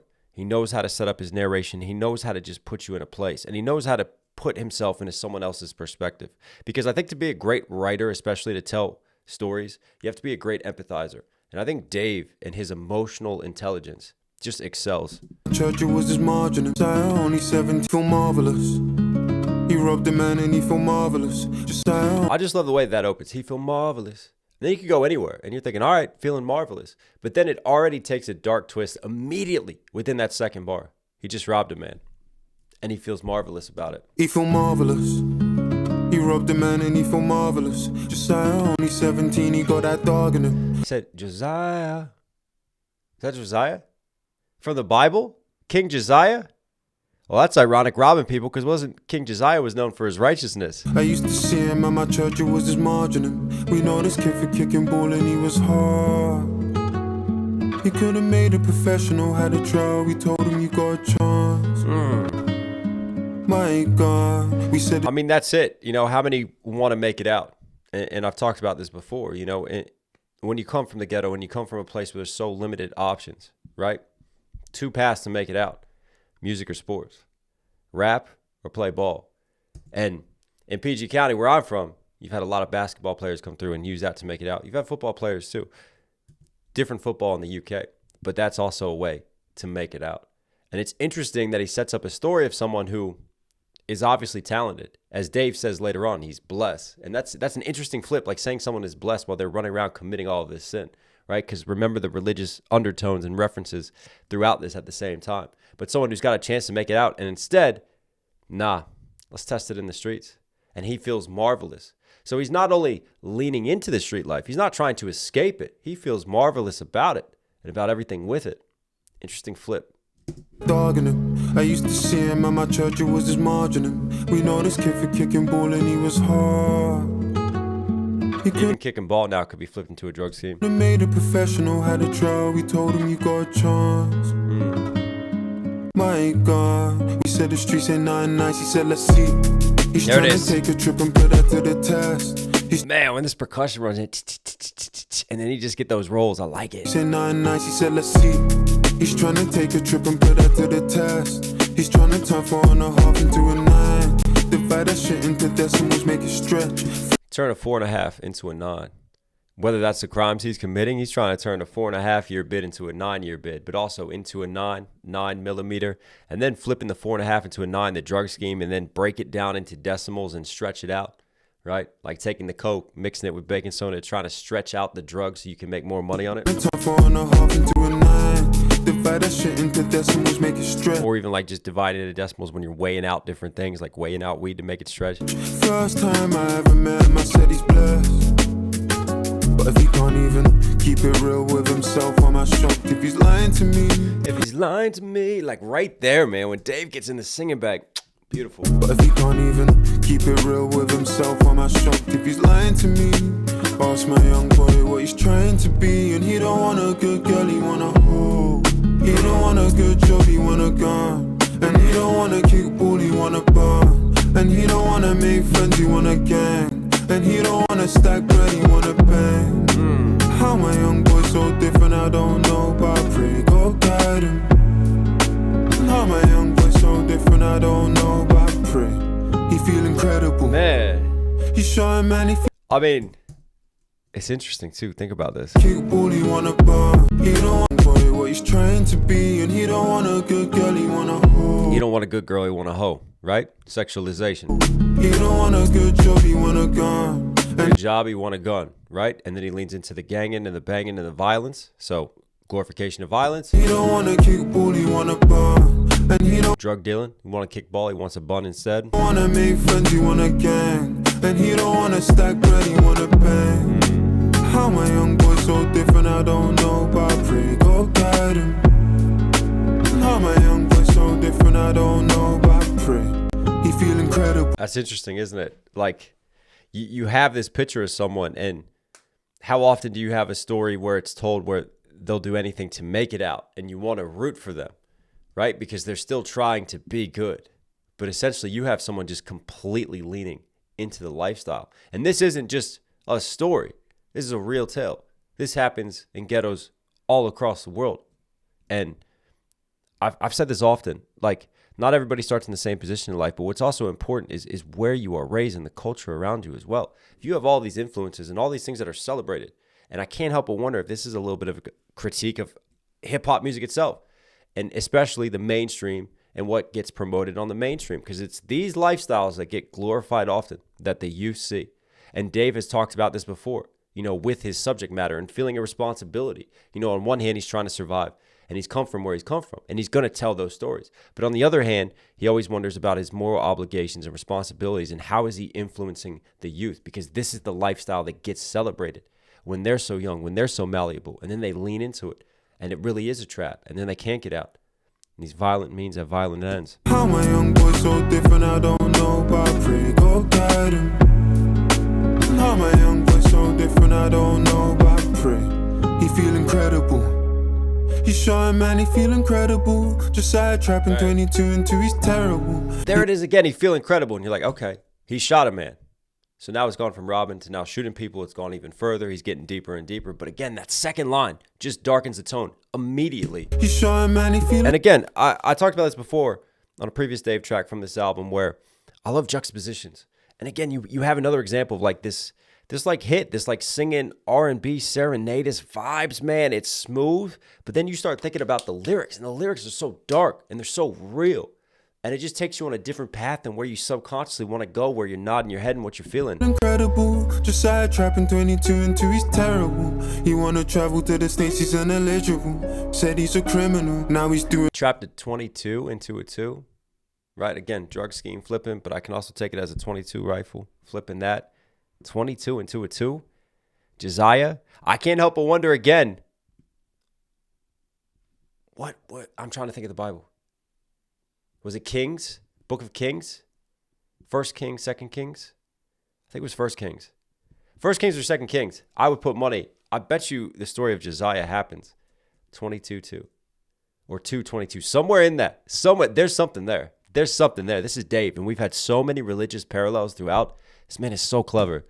He wanna travel to the States, he's ineligible. Said he's a criminal, now he's doing numbers on his phone. Got youngers of his own. A Glock the man and bought him and a Russian of his own. He's got some pagans that he beefs. Evading the police, been going crazy from the day he got released. Cause now he's in a Cali weed, grab a leaf, cocaine, Hennessy. Robberies, bank fraud, OT, enemies. He fuck with the leader, fuck a Lisa, Stephanie. And he got some cases we don't know if he can ever beat. And he look up. Man, just this gritty switch up right here to his flow as he's just naming all the things that he's diving into now with the lifestyle. Da da da da da da, and you just hear again that driving bass underneath and the distortion. Kane, Hennessy, robberies, bank fraud, OT, enemies. He fuck with Aaliyah, fuck Lisa, Stephanie. And he got some cases we don't know if he can ever be. And he look at us like we some people he can never be. We should have never made our youngest hold at 17.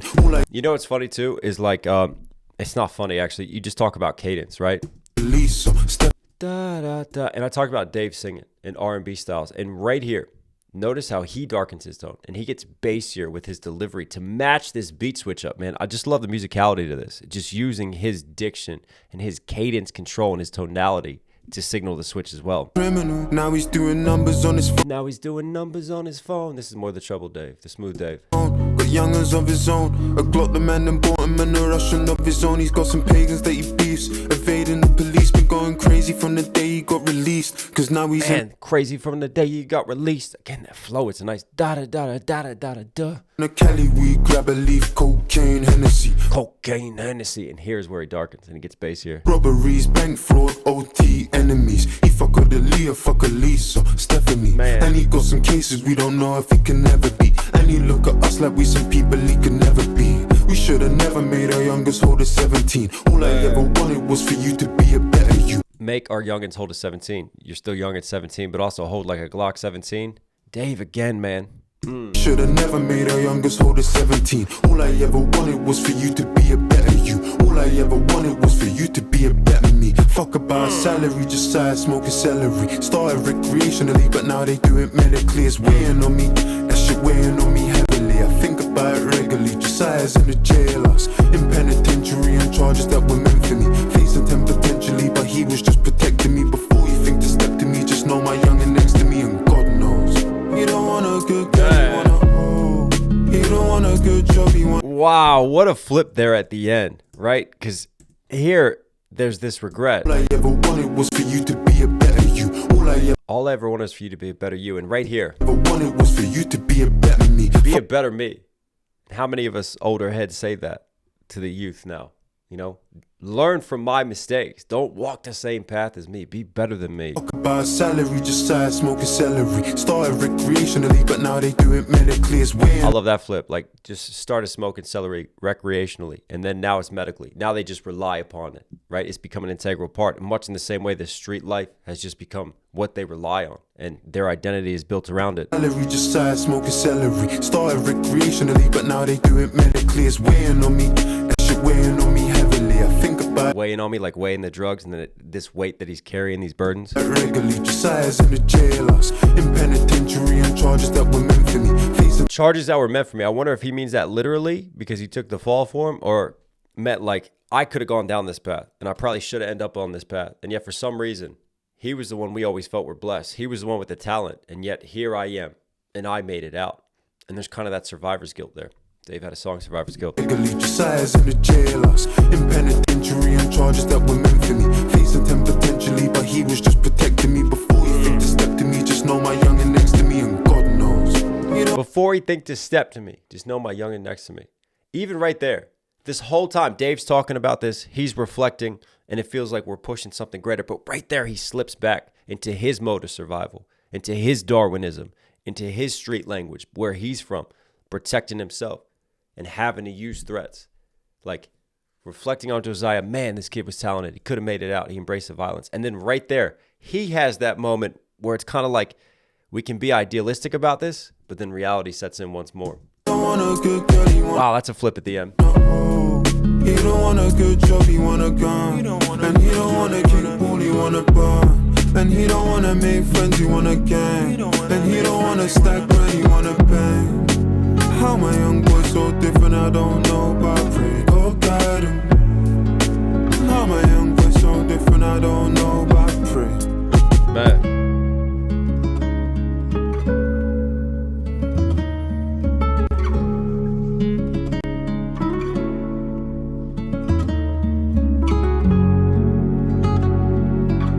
Dave just told a different tale of King Josiah.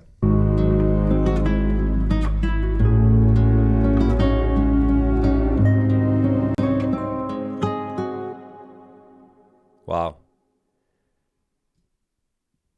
Another storytelling classic from Dave.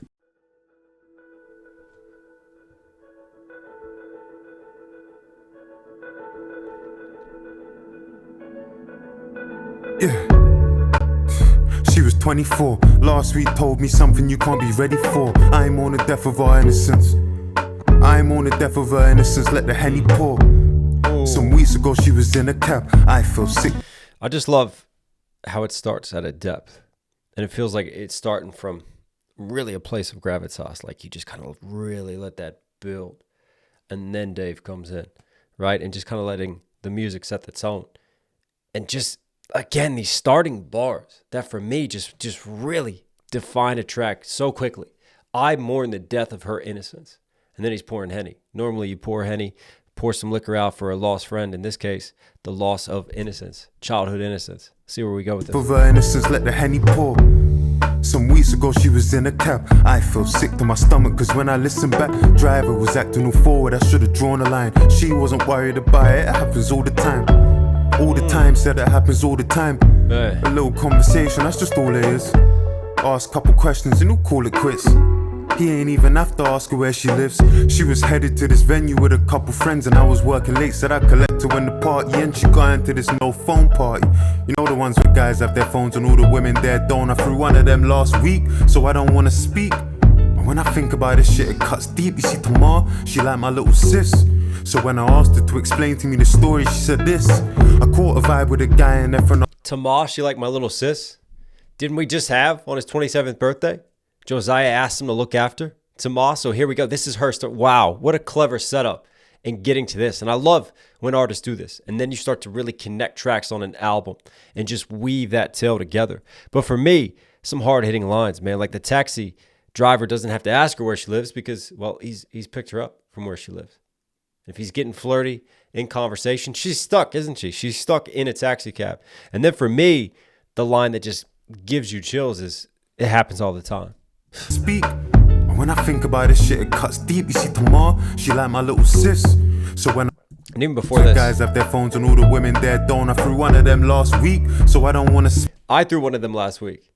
And here's Dave yet again, like taking accountability because these no phone parties, right? Because we all want to connect with the world because we're getting so addicted to social media. And celebrities use these, right? Can you imagine if Diddy was at the height of his time now, the no phone parties? Anyways, I'm going off on a tangent here, but there's a reason why celebrities don't use it. Celebrities use it because it's for their own protection. They, you know, if there's drug use, if there's people drinking, things are happening late at night, you don't want a bunch of people with phones running around documenting it all because you're just asking for trouble. But at the same time, those conditions set up the perfect cover for bad actors. You know the ones where guys have their... And here's Dave taking accountability and stepping into the situation. Hang on, I did this, but for me it was under the mask of, you know, protecting my celebrity and who I am. But am I contributing? Phones and all the women there don't. I threw one of them last week, so I don't want to speak. But when I think about this shit, it cuts deep. You see, Tamar, she like... I don't want to speak, but when I think about it, I just love how he like pushes, speak, and then he gets like here, more aggressive, and then he kind of drops down. But when I think about it, just adds a lot of personality and characterization to that delivery. So I don't want to speak. But when I think about this shit, it cuts deep. You see, Tamar, she like my little sis. So when I asked her to explain to me the story, she said this. Like my little sis. They really left the breathing in. Sometimes as an engineer, like you take those breaths out in between. But I feel like, I like how this is all left for Dave because it makes it just feel more raw. Like kind of a one take delivery to this, yet again, another great storytelling track. Seems like we're getting set up from Dave. She like my little sis. So when I asked her to explain to me the story, she said this. I caught a vibe with a guy and then from the off, but something was off. Offered me pills and offered me shots and offered my head. Couldn't even say if I was sober or off in my head. I could have danced for days, wouldn't have been no surprise. Man. Let's have a good night. They turn to have a good nights when all the men start drinking, and then they feel entitled to more than opinions. You know how that goes. A man come to the girls like, fucking, let me get your snap in it. Add me back in it. Fucking what? What you doing after this? What you want? What's wrong? Why are you moving so stiff? Come back to the AP. What, friend? What? Don't worry about her. You ain't her dad. That's long. I follow her home, call her a cab and what? I feel like I seen you before. What? You from Bex, you know Thames, fucking. Are you getting back to ends and I ain't saying that's weird? But it kinda is. She busy throwing up, he's trying to take her to the crib, but that's the culture of the club, right? All games fair. And if she don't like it, why she there? These times she just wanna go home. That's the culture of the club. All games fair. And if she doesn't like it, then why is she there? There's gaslighting at its finest. And this is what you get, though. You get these situations because at the end of the day, you know, when you're young, you want to go out, you want to go clubbing, you want to go socialize. And then you have these environments. And what happens is when women become victims, victim blaming happens. Well, why'd you put yourself in that situation? Why'd you put yourself in that environment? Well, why did these environments exist in the first place? Classic gaslighting there. And some really good lines too, like setting up like being off of her head. But then like drugs are getting mixed in. And if you're drinking, if she got spiked, now all of a sudden she doesn't know how long she's dancing. She's losing sense of time. Maybe she got roofied. She got spiked with drugs, right? So being off of her head, being drunk versus literally she's getting off of her head. And then very clever the way I always love when you take like everyday conversation and you kind of incorporate conversations into your rapping. I did this on a Pot in the Kettle, right? And when you have just like this conversational style delivery, I think Dave does a really good job of just having like a classic dialogue of like a guy hitting on a girl at a club, right? And trying to position himself as the nice guy, as the knight in shining armor. Well, how you getting home? You don't have to get home alone. When really there's ulterior motives there. There's something else being suggested. Don't worry about your friends. You're not their father, right? You need to look after yourself. I'll look after you. She don't wanna go alone with no battery on her phone and all her friends are Let's bring it back. at the club, right? All games fair. And if she I follow her home, call her a cab and what you doing after this? What you want? What's wrong? Why are you moving so stiff? Come back to the AP, what friend, what? Don't worry about her. Why are you moving so stiff? Come on, have a little fun. Keep going. You know what I mean? I love the way that he's positioning this dialogue right now. You ain't heard that, that's long. I follow her home, call her a cab and what? I feel like I seen you before, what? You from Bex, you know, Thames, fucking. Are you getting back to ends and I ain't saying that's weird? But it kinda is. She busy throwing up, he's trying to take her to the crib, but that's the code. And that right there. All right, Mr. Knight in shining armor. She's throwing up. She's obviously had too much to drink. And he's still thinking about trying to get it in. And that's weird, but it kinda is. She busy throwing up, he's trying to take her to the crib, but that's the culture of the club, right? All games fair. And if she don't like it, why she there? These times she just wanna go home. But she don't wanna go alone with no battery on her phone and all her friends are trying to stay. Cause they're going to somebody's after party in a house that's out the way and then she blacked out. She was gonna leave with him but something fell off and then she backed out.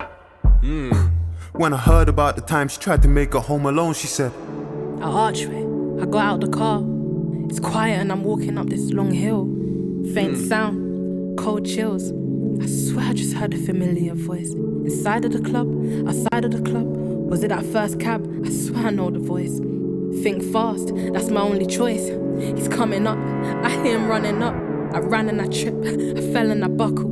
My belt in a buckle, my keys in my knuckles. He's grabbing my hair, I'm screaming to stop. I'm hitting him hard, it's turning him on. The burning is gone, my body is so cold. I'm frozen in fear, accepting my fate. His hands on my waist, I think that I threw my keys in his face. I ran and he chased, I stumbled on a group of three that were leaving. I ran towards them, didn't notice that my feet, they were bleeding. And that's when I called, praying that you be there recording. The only person that I know who's up at 3 a.m. I sound mad, but if you ain't a girl, I guess you don't know the feeling of watching what you wear because you're worried about making it home. Walking with your phone to your ear and you ain't on the phone. Can't walk on the same side of the pavement alone. Everyone's a fucking good guy and they're making it known, but I'm just making it known that if you ain't a girl, I guess you don't know the feeling of checking the child lock or seeing the air tag. A 5-minute walk home feeling like 5 miles. Maybe if these people would police our cities where they police our bodies, then maybe fucking hell. Maybe every woman that I know wouldn't be stuck as well. Danger doesn't look like no killer in a mask. It looks like that flirty cab driver and guys that feel entitled cause you're standing in a section. Short-tempered men, the ones that struggle with rejection. I knew a girl called that was in so deep she thought. Oh man, this is great, but fucking horrible at the same time. For me, I've already given Dave his compliments as a storyteller, and this is one of those classic Dave storytelling tracks. And what I love though is that he narrates the setup, and he gets us to this point. But then I think the delivery of when, obviously, the near grape situation, the essay happens, it's being told by Nicole, and then Nicole jumps in. And I think that just hits even harder. And then towards the back end of this, you hear Dave start to harmonize with her and start to say the same lines as her. And then they start to build together. And for me, that's Dave then adding that awareness and that accountability to the situation. But as a father of twin daughters, man, like, this is my worst nightmare right here. This is something that you think about of your girls and what is the world that they're growing up in, and how do you protect them, and how do you teach them, and how do you keep them safe when circumstances like this and situations like this happen all the fucking time.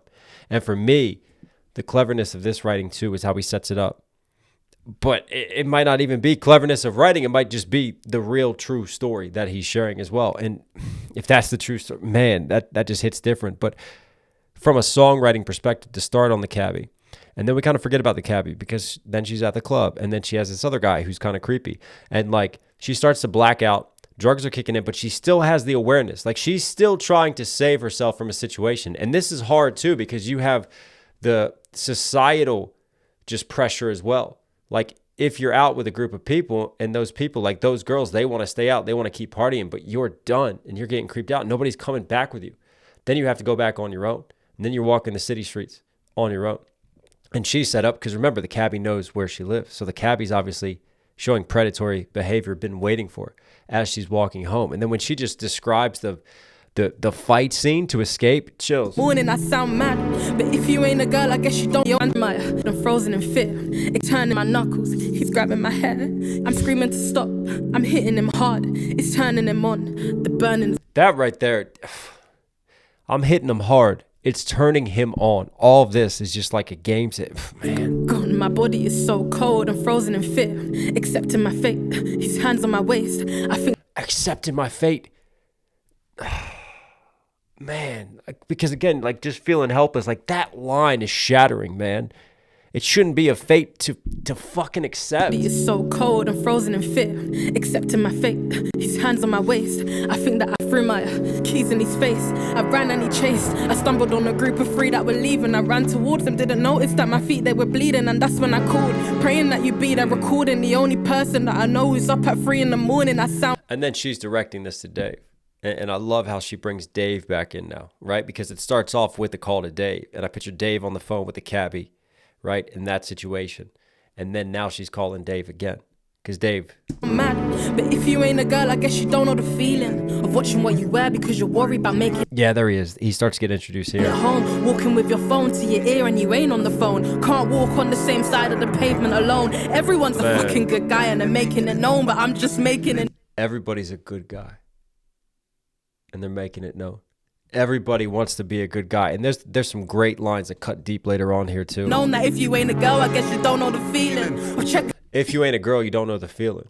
And it's, you know, like, listen, sometimes, because that's the thing about, like, DC's changed a lot over the years, but especially when I was young growing up in DC, like, there were some really bad areas of DC and PG County too, and even just like getting home, right? I have to go through them, and that's the thing about where I grew up. Like, you could have like suburbs, you could have a nice block, and then you go to the next block, and it's a straight up hood, and police don't even patrol there. Like, Southeast used to be a war zone back in the day, right? And I'd be like the only white dude walking through Southeast for miles. People be like, "What the fuck are you doing around here?" You know. And I used to love going to all the go-go clubs and stuff, and I used to love that scene. But like, I'd even have some times where it's like, you watch what side of the street that you're walking on, you know, because it's all about self-protection and awareness. But that's a certain level, and just like trying to put myself back in those times, in those shoes, and keeping your head on a swivel and thinking about survival. I can't imagine being a female. Can't imagine having to always have your head on a swivel, worried about drinks getting roofied. And we just did a show, and there was drinks that were roofied at the show. And that was just completely awful to have to try to deal with, reaching out to the venue, trying to get them to check the cameras, trying to figure out what's going on. Thankfully, the girls were okay, but it happens, man. It happens all the time. And it's so horrible. And, you know, as much as I try to empathize, I can't fully empathize, can I? Because I'm not a girl going through this.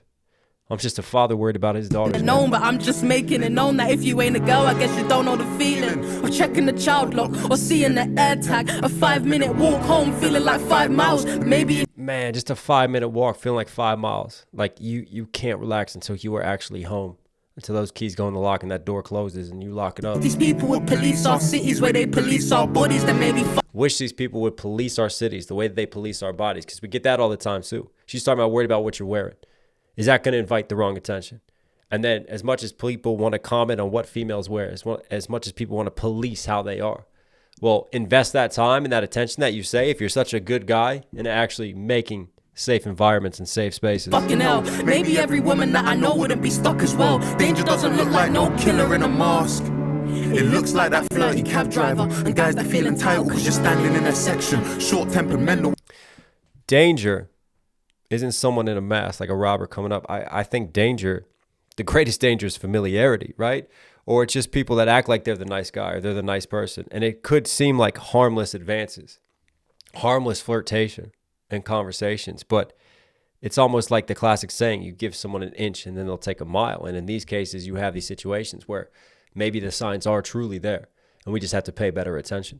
Like the cabbie driver, right? It's like that flirty cab driver and guys that feel entitled because you're standing in a section. Short guys that feel entitled. temperamental ones that struggle with rejection. Short temperamental ones who struggle with rejection. Some great psychoanalysis here. You a girl called that was in so deep she thought violence was affection. I know some women wouldn't want a man's help. In so deep, thought violence was affection. Man. That was in so deep she thought violence. Oh, he had a song about this. Was affection. I know some women wouldn't want a man's help because so many of them want the same reward for their protection. Danger doesn't look like no killer in a mask. Man. It looks like that kid in the group chat that jokes about. I mean, who do you trust then? You turn around for protection and then there's entitlement there as well. A guy protects you and then expects a reward from it. Women wouldn't want a man's help because so many of them want the same reward for their protection. Danger doesn't look like no killer in a mask. It looks like that kid in the group chat that jokes about. And he won't ever stop because there's no one to correct him. And he might even do it because the system would protect him. Algorithm gonna find some people just like him. They ain't women too, okay, yeah, fuck it, let's connect him. Homicidal, femicidal shit when they're suggesting. Somebody just asked you on a date, it was your dentist. He just went downstairs and got. Man, this feels like the one take UK series that really blew up, Adolescence, right? And this is, I've made enough videos on social media. I'm gonna keep making videos on socials, but this is what you get as well. Like for me, so much of social media discourse is now being shaped by minority views and opinions. Why? Because they often are the loudest. They're the ones who are the most active, the most engaged. Most people just go about their days. They might watch videos on YouTube, but they don't have time to comment. They don't have time to sit there and engage because they're busy with their lives. And I call that the silent majority, right? And you just look at the amount of comments versus the amount of actual views on videos. And it's not hard to see. And you tend to get that the loudest in the room gets the most attention because what do YouTubers, what do social media influencers pay attention to? What do algorithms pay attention to? The comment sections, right? And then again, human engagement, the way algorithms are in artificial intelligence, like trying to keep you engaged, then serving you content. And yeah, this is what happens. You have people that are on the fringe that have these opinions that weren't necessarily the majority opinions, but now they're being connected and it's feeling like, oh my God, is the whole world like this? Is the whole world masochistic? Is the whole world speaking about women in this way? And then you create these echo chambers and you have, whether it's politics, whether it's society, whether it's culture wars, like you have these massive echo chambers that have been created and polarized through social media. And again, as much as social media can be a tool, I think we have to hold these companies more accountable as well, right? For me, I'm harsh, I'm critical on systems. I try to be forgiving, I try to be understanding, I try to empathize, I try to help individuals, but I'm so fucking critical of systems. And in this case, social media is doing so much damage in the way that algorithms serve content and what they promote and the way that they connect these fringe people and create these massive echo chambers that are affecting our culture, affecting our society. It's criminal. It needs to be looked at. It's morally corrupt and bankrupt. It looks like that kid in the group chat that jokes about, and he won't ever stop because there's no one to correct him. And here's Dave yet again, just going, there's warning signs. There's warning signs.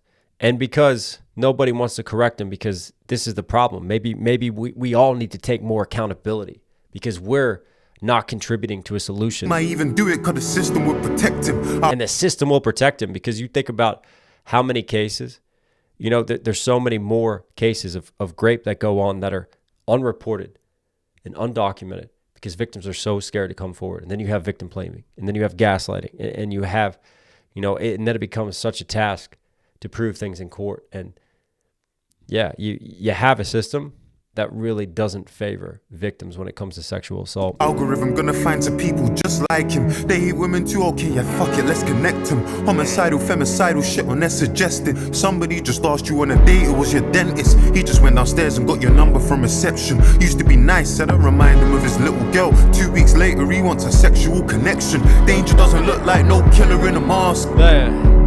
How twisted is that? Oh, you look like my little girl. And then he goes up and he gets the number from reception. So he's not even asked for the number. But at the same time, this is a professional. This is your dentist. This is supposed to be a safe space. You shouldn't be getting the number in the first place, right? You have these safe spaces in a taxi cab, safe spaces in a dental office. Like, you know, people go, well, don't put yourself in an unsafe space like a club like that where drug use is happening. Well, these are safe spaces where this is now happening, where this predatory behavior is existing. So where is truly safe? He wants a sexual connection. Danger doesn't look like no killer in a mask. And then again, like, trying to come off as harmless. You remind me of my daughter or my little girl. And then turn around and do, sexual connection. Danger doesn't look like no killer in a mask. This is so well written, but like, oh man, it's terrible. It's terrible to hear at the same time. Who you even talking to? Women hunted down by the people they say reported to. Honestly, Oh, come on, man. Women hunting, like, and what was the story? There was that case in the UK, that police officer who, yeah, went and followed that girl and assaulted her and then killed her. Come on, man. Wouldn't have the solitude or fortitude. I mean, who can you turn to, right? If even the authority figures won't help you because they're a part of the problem as well. And the system doesn't help either.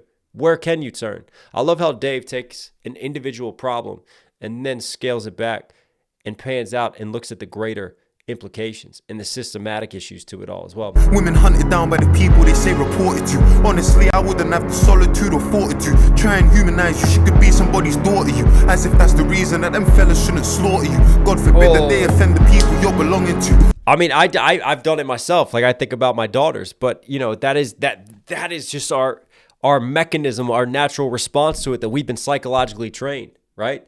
That's somebody's daughter. It shouldn't even be that.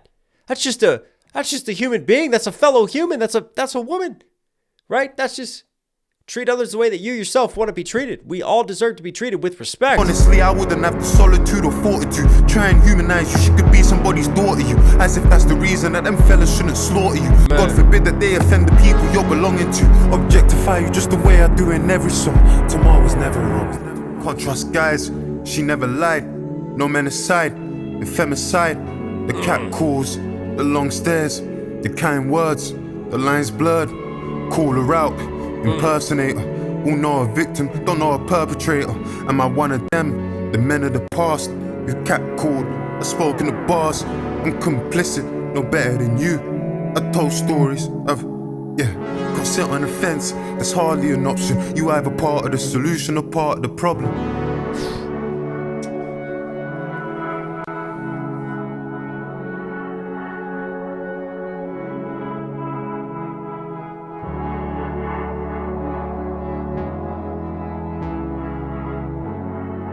Wow.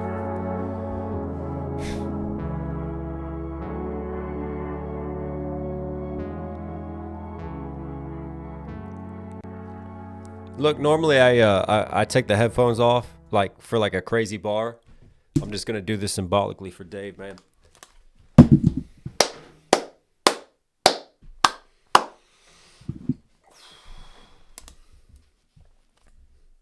That was a masterpiece from a track and writing and storytelling. And for me, what a message. What an album this has been. You know, this is someone who's not afraid to dive into the deeper issues, to talk about things that so rarely get discussed in this way and in this light. And there were some lines here towards the end that really just hit me. Like, we all know a victim. And yeah. Many of us can place victims of sexual assault, women who have been in very awkward, uncomfortable situations or have had worse happen to them.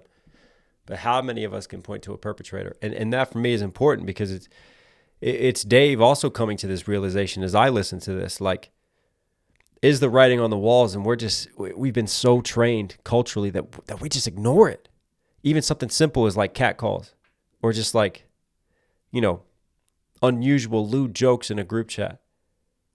We need to be more accountable as men, calling out this behavior, even the simple things. Because again, you let someone get away with the simple things, but there's signs there could be something greater going on. But it's also just a sign of culturally how women are still objectified, how gaslighting continues, how these situations are created where men can do these horrific things and women are afraid and they can get away with it. And, whether it's not being able to recognize perpetrators or even having a society where perpetrators are protected and people don't want to speak because they're looking out for one of their friends. Wow. It's a great, great song from Dave. Great message.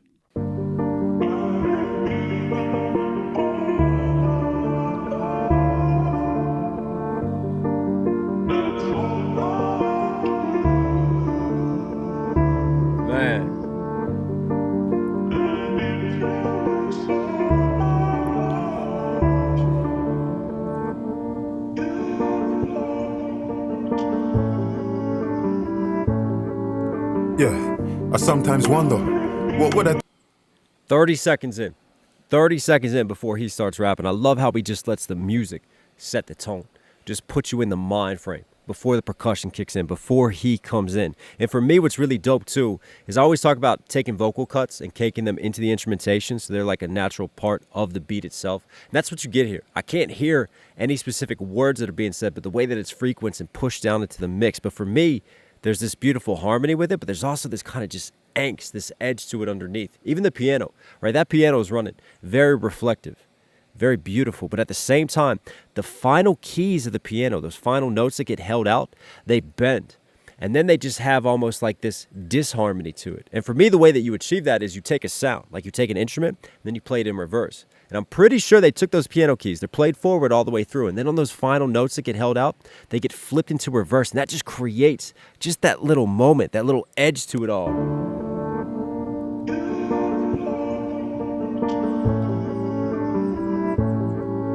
Yeah, I sometimes wonder, what would I do in the next generation? In 1940, if I was enlisted to fight for the nation. Or in 1960, if I had to fight for the rights of my people and lay down my life on the line so my grandkids could live a life that's peaceful. Would I be on that? Would I be front line? That's what I'm thinking. If I was alive in the 1912 and the Titanic and it was sinking, who am I saving? Am I fighting women and children, or am I waiting? I wonder. What would I do in the next generation? Battle of Kabbalah. If they captured me for the sake of my father, would I stand on my honor like Hussein did and then tell them to make me a martyr? Would I get smarter? Forgive my oppressor, stick to the creed. If I got locked inside like Nelson Mandela but never was freed, I see a white man dance to rumba. Ain't studied Patrice Lumumba, but get on the stage and sing like Sumba, la ja ja ja ja Sumba. Fuck it. I wonder, what would I do in the next generation? Would I fight for justice? Is it the reason my mum named me David? How can you be king? How can you be king? Don't speak for the people. There's so much. I'm so torn between letting it play and just wanting to break down. I think we can't let this get out of hand. Right here on the religious references, David, King David in the Bible. But for me, he's taking you through history right now. He took you through World War II. He took you through the civil rights movement. He took you through the African movements as well. Because the 60s couldn't just be civil rights. He could also be talking about that's when a lot of African nations were given their independence, broke free from colonialism. Then he talks about Nelson Mandela. Then he talks about Patrice Lumumba. There's some lines here that are really already diving into the depth and making you think. All right, let's break some of this down, man. Dave, woo! Dave is all one.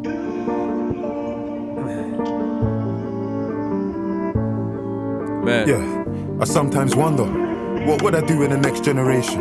In 1940, if I was enlisted to fight for the nation. Right, talking about 1940, World War II, right? Hitler, Germany, fighting for Great Britain, Battle of Britain. So many key moments in that war. In 1960, if I had to fight for the rights of my people and lay down my life on the line so my grandkids could live a life that's peaceful, would I... That, for me, you start thinking the 60s movements because they kind of coincided between UK civil rights movements and USA, Martin Luther King, I Had a Dream and all of that, Rosa Parks. But for me, I think there's another layer because then he gets into Patrice Lumumba. So for me, there's the African tie-ins as well. And we know Dave always talks about his Nigerian heritage, ties in with that, is very important to him. Be on that, would I be front line? That's what I'm thinking. If I was alive in the 1912 and the Titanic and it was sinking, who am I saving? Am I fighting women and children or am I waiting? I wonder. This is a man reflecting on these key moments in history, on different tragedies as well as different social justice movements. And would I be there? Would I be on the side of right, essentially? He's reflecting on his morality, and he's playing the what-if game as he looks back in time. Like, would he just sit on the sidelines for these things, or would he be a part of it? And then would he be self-serving? That for me, is key with the Titanic, because the other ones you can understand. But the Titanic, for me, that has another layer to it in terms of his psychological reflections, because would I be selfish in this case? Would I just think about my own survival? Or would I think about giving for something greater? It's all that theme of giving for a greater cause, whether it's the cause for country, whether it's a cause for black civil justice and freedom, whether it's a cause for just, standing up, helping women and children with the Titanic when it was sinking. Women and children first, and then a lot of the men died. And it was sinking, who am I saving? Am I fighting women and children or am I waiting? I wonder. Am I fighting women and children?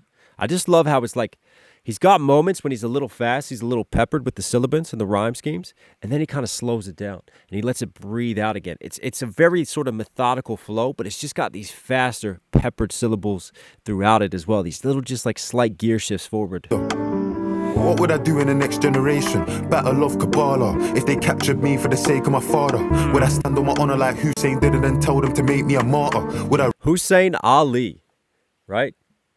Shias and Sunnis. And you talk about history within Islam. That was a key one because it was like, the story of 300 versus an overwhelming force. Well, this is like the Muslim equivalent for me. And he was the grandson of Muhammad. Sorry, I'm trying to tap into this side of studies now. He was the grandson of Muhammad. And he had 70 men, right? And he refused to accept the new king. So because of that, when he was surrounded and he was given an option, you can kneel down, you can bow down, he chose to fight and he chose to die instead because he chose to stand for what he believed in. And he didn't think that the succession was meant to go that way. And it's a key moment. There's even a holiday for it, right? There's 10 days that are spent celebrating this, and it's a key moment within Islamic history. So I love how Dave's just tapping into everything because he talks about King David. You talk about more of the Christianity, Judaism, those references. He's tying in all sides right now, just showing you the full spectrum of historical points. For the sake of my father, would I stand on my honor like Hussein did and tell them to make me a martyr? And he became a martyr, and he became celebrated, right?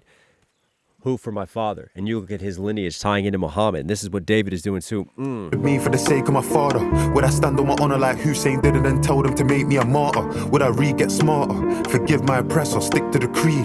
If I got locked inside like Nelson Mandela but never was freed, I see a white man dance to. Because there was the police agent who caught Mandela, and then Mandela, after he was freed, right? Because Mandela fighting against apartheid in South Africa, fighting for black freedom there, and he was freed eventually, but became president of South Africa. But after he became president, guess who his bodyguard was? He ended up forgiving the man who caught him and helped put him behind bars. And that was a big statement that Mandela made, him just willing to cross lines, to embrace forgiveness so that South Africa, because it was a huge gesture to move forward between blacks and whites and move past the division.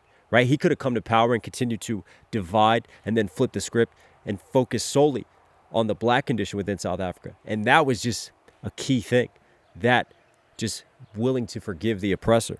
Dave really embracing just some deeper morality issues. And how far will you go with empathy? How far will you go with forgiveness? How far will you go with your consideration of the world? Creed. If I got locked inside like Nelson Mandela but never was freed, I see a white man dance to rumba. Ain't studied Patrice Lumumba, but get on the stage and sing like Sungba, like Jaja Jaja Sungba. Sungba. It's a Saki, right? That's a Nigerian artist. You talk about Afro beats, man. You talk about those vibes. But for me, a white man talking about these things, right? In terms of cultural acceptance, cultural appropriation, but for me, accepting history as well. Because what is it that we pick and choose? This is what Dave's saying. So someone like me sat here like nodding my head to the music. We're happy to pick the music. We're happy to pick these things that sound good, that feel good. But what about the true history? What about the true roots? What about the true struggle, right? Because you look at someone like Patrice Lumumba and someone who doesn't get talked about as often in world history.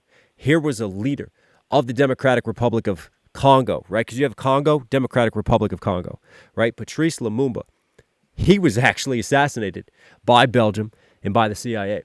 Why? Here's why, essentially. When he became elected president, democratically elected, mind you, he wanted to give the resources and reinvest back in his country. Logical, right? Someone just trying to look out for his people. The problem was that when he started to feel threatened, he involved the Soviet Union and wanted the Soviet Union to help protect the borders, to help protect them, to help deal with things. And he was mistrustful of the United States. He was mistrustful of Europe and the way that Europe, all the colonialism, the way that Africa was divided. We've talked about the Treaty of Westphalia on this channel. We talk about how important that is when basically European leaders just sat there, looked at Africa like a piece of pie, went, okay, you get some of this, you get some of this. Oh, we're dividing people. We're not drawing these lines. We're just going to create tribal conflict. We're going to create issues that they'll never overcome. Oh, and then we're going to set a precedent. We're going to promote, divide and conquer policies. We're going to promote corruption within these governments, and then we're going to hand over the keys to it later on. And how do you think they're going to be? How do you think they're going to do? But anyways, I'm really going all on, but this is what Dave makes you do. But for me, right, it was during the Cold War. And all because Patrice decided to seek Soviet help and not play the games of the U.S., what happened? CIA had him assassinated, right? And it was all justified because obviously we've all been indoctrinated. The war on communism, the war against all of that, everything was done for the greater good. But do the ends justify the means? Do the means justify the ends? In this case, I love how Dave is pointing out a key historical figure in African history, swept under the rug in the West, not really talked about, an inconvenient truth. But again, it's those inconvenient truths. We choose to ignore these key moments. We choose to ignore these talking points. But hey, when it helps us culturally, when we can sit here, we can dance to it, we can feel good about it, we can pick and choose, even within hip-hop, even within music in so many levels and layers, that's okay. You see the greater point that he's making? What a message, man. Got locked inside like Nelson Mandela, but never was freed. I see a white man dance to rumba. Ain't studied Patrice Lumumba, but get on the stage and sing like Sumba, la ja ja ja ja Sumba. Fuck it. I wonder, what would I do in the next generation? Would I fight for justice? Is it the reason my mum named me David? How can you be king? How can you be king? Don't speak for the people. Them man try draw me out and compare like me and these niggas are equal. I'm a black man and this bows. That's key to me. Because you think about King David in the Bible. King David was anointed by God, but ultimately brought together the 12 tribes of Israel, conquered Jerusalem. He brought together his people. This is Dave now reflecting, am I meant to bring together my people? Am I meant to unite? Am I meant to lead? But how can I be king? Them man try draw me out and compare like me and... You know what I just realized? The title of the track is The Boy Who Played the Harp. This album is The Boy Who Played the Harp. King David was brought into the court of King Saul. King David was known for being a musician. King David used to play the harp for Saul when Saul was overcome by his demons. David, the boy who played the harp, his parallels to that and David in the Bible, nah, that's not coincidence. King, how can you be king? Don't speak for the people. Them man try draw me out and compare like me and these niggas are equal. I'm a black man and this bozo saying my music's socially conscious, while the man them trolling responses. This world's gone totally bonkers. I sometimes wonder, what would I do in the next generation? But I'm knowing the answer, cause what am I doing in this generation? Afraid to speak, I don't wanna risk in my occupation. I like that line because for me, this is something I deal with as well. This is something, this is a label, the backpack rapper, right? The socially conscious rapper. We just want to dance. We just want to enjoy music. We don't want to have to think about music. And oftentimes it gets mislabeled, right? And it gets painted with this broad brush. And this is what Dave is pointing out here. Y'all are just painting me with this broad brush. Oh, he's just a socially conscious rapper. No. What does it mean to be socially conscious? I'm speaking on obvious things. I'm speaking on things that shouldn't be considered socially conscious. They should just be accepted in our society. Equality for all. not sweeping under the rug history, not all of this corruption, not all these things. Y'all say I'm socially conscious. I'm just talking about real shit. Why has it got to be placed under that? Oh, he's just on his moral high horse. He's on his moral high ground. That's what you have to do when you listen to Dave. I love that. That's shots fired. That's breaking the fourth wall. That's shots fired from a meta perspective right there on his labels and on all of that. Man, Dave is speaking on some shit here. Cause what am I doing in this generation? Afraid to speak. I'm just giving you guys a heads up too. I'm a little worried because I'm outside. I see rain clouds coming. We might have to cut in a little. Don't want to risk in my occupation. We got kids under occupation. Our parents, they wouldn't get that. The people that die for our freedoms. Sorry guys, the rain did come and I had to rush everything in. I've been waiting for it to clear. Looks like I got a window, finally. Let's finish this breakdown. How can you be king, don't speak for the people? Them man try draw me out and compare like me and these niggas are equal. I'm a black man and this bozo saying my music socially conscious, while the man them trolling responses. I'm a speak for the people. Them man try draw me out and compare like me and these niggas are equal. I'm a black man and this bozo saying my music socially conscious, while the man them trolling responses. This world's gone totally bonkers. You know how we talked about Africa? Divide and conquer? To me, here we go once more. A different form of divide and conquer. I sometimes wonder, what would I do in the next generation? But I'm knowing the answer. Cause what am I doing in this generation? Afraid to speak, I don't want to risk in my occupation. We got kids under occupation. Our parents, they wouldn't get that. The people that died for our freedom spoke on justice, couldn't accept that. I talk about the money in all my accounts, so why don't I speak on the West Bank? Remember, growing up prejudiced, the damage 7-7 did. Extremists and terrorists, I was afraid of the Taliban. Can't speak out on illegal settlers, now I'm afraid of a shadow ban. What would I do in the next generation? Critiquing African leaders. That is set up by the occupation lines. We got kids under occupation. And at first I'm sat listening, I'm like, occupation, all right. We talking about like social media occupation, right? We're talking about control of their minds and just the way that the world is today and how polarized it is, but also all the disinformation, that occupation. But for me, he takes the occupation a step further to what he really means by this. And he's got just a dope West Bank flip in Palestine. Because obviously, everybody's talking about Gaza. It's all about Gaza and what's going on in Gaza. But what is not getting spun currently in the media? What's not as focused on? Another Palestinian issue, the West Bank. What is Dave suggesting here? The occupation of the West Bank. History is often written by the winners, depending on who's in power, who's controlling the narrative, right? You could take a group and they could be freedom fighters. Or, depending on who's writing that narrative, you turn around and they are terrorists. And what's Dave doing here? He's got a really interesting flip, speaking on just like how media information is pushed to us and how narratives are bent. On one hand, you have the Taliban, and Dave remembers the awful atrocities of 7/7 and the bombings in London, right? And how horrific that was. But on one hand, you have this occupation, the occupation of Afghanistan, right? And the way that that was spun and the way that that was looked at. And then think about the occupation of the West Bank. Israel occupying Palestine in the West Bank. A different form of occupation, but it's spun very differently because of who's writing it and who the narrative is. And Dave, weirdly enough, saying, I don't speak on these things because I'm afraid of losing my job and my occupation. I'm afraid of getting shadow banned. But what's he doing? He's admitting that. And to me, that shows his authenticity. Just like really not having a filter, not trying to spin it in a way or try to make himself look better. Just go, no, honestly, this is why I wasn't speaking on it. But what's he doing cleverly, though? By saying why he's not speaking on it, he's now speaking on it. He's now bringing light to it. He's now putting it under the microscope. I was afraid of the Taliban. And again, just like the West Bank versus flipping it into the bank and what he's making, that was just a bar and a half, a political bar and a half. Immortal Technique would be proud of a bar like that. Speak out on illegal settlers, now I'm afraid of a shadow ban. What would I do in the next generation? Because some people listen and go, illegal settlers, what's he talking about? Is he afraid to speak out on immigration in the UK? No. It's the West Bank, illegal settlers. That's what he's saying. Illegal settlers, now I'm afraid of a shadow ban. What would I do in the next generation? Critiquing African leaders for selling our country's natural resources to the West for peanuts. If they don't hear, they'll feel us. I question what I'm alive for. And can you say you're alive if you ain't got something you're willing to die for? Break this down. One of the richest continents in the world in terms of natural resources. So much of the world's resources that get used. Where is it? Africa. How much of those natural resources And those precious minerals are actually controlled by the African countries in which they exist.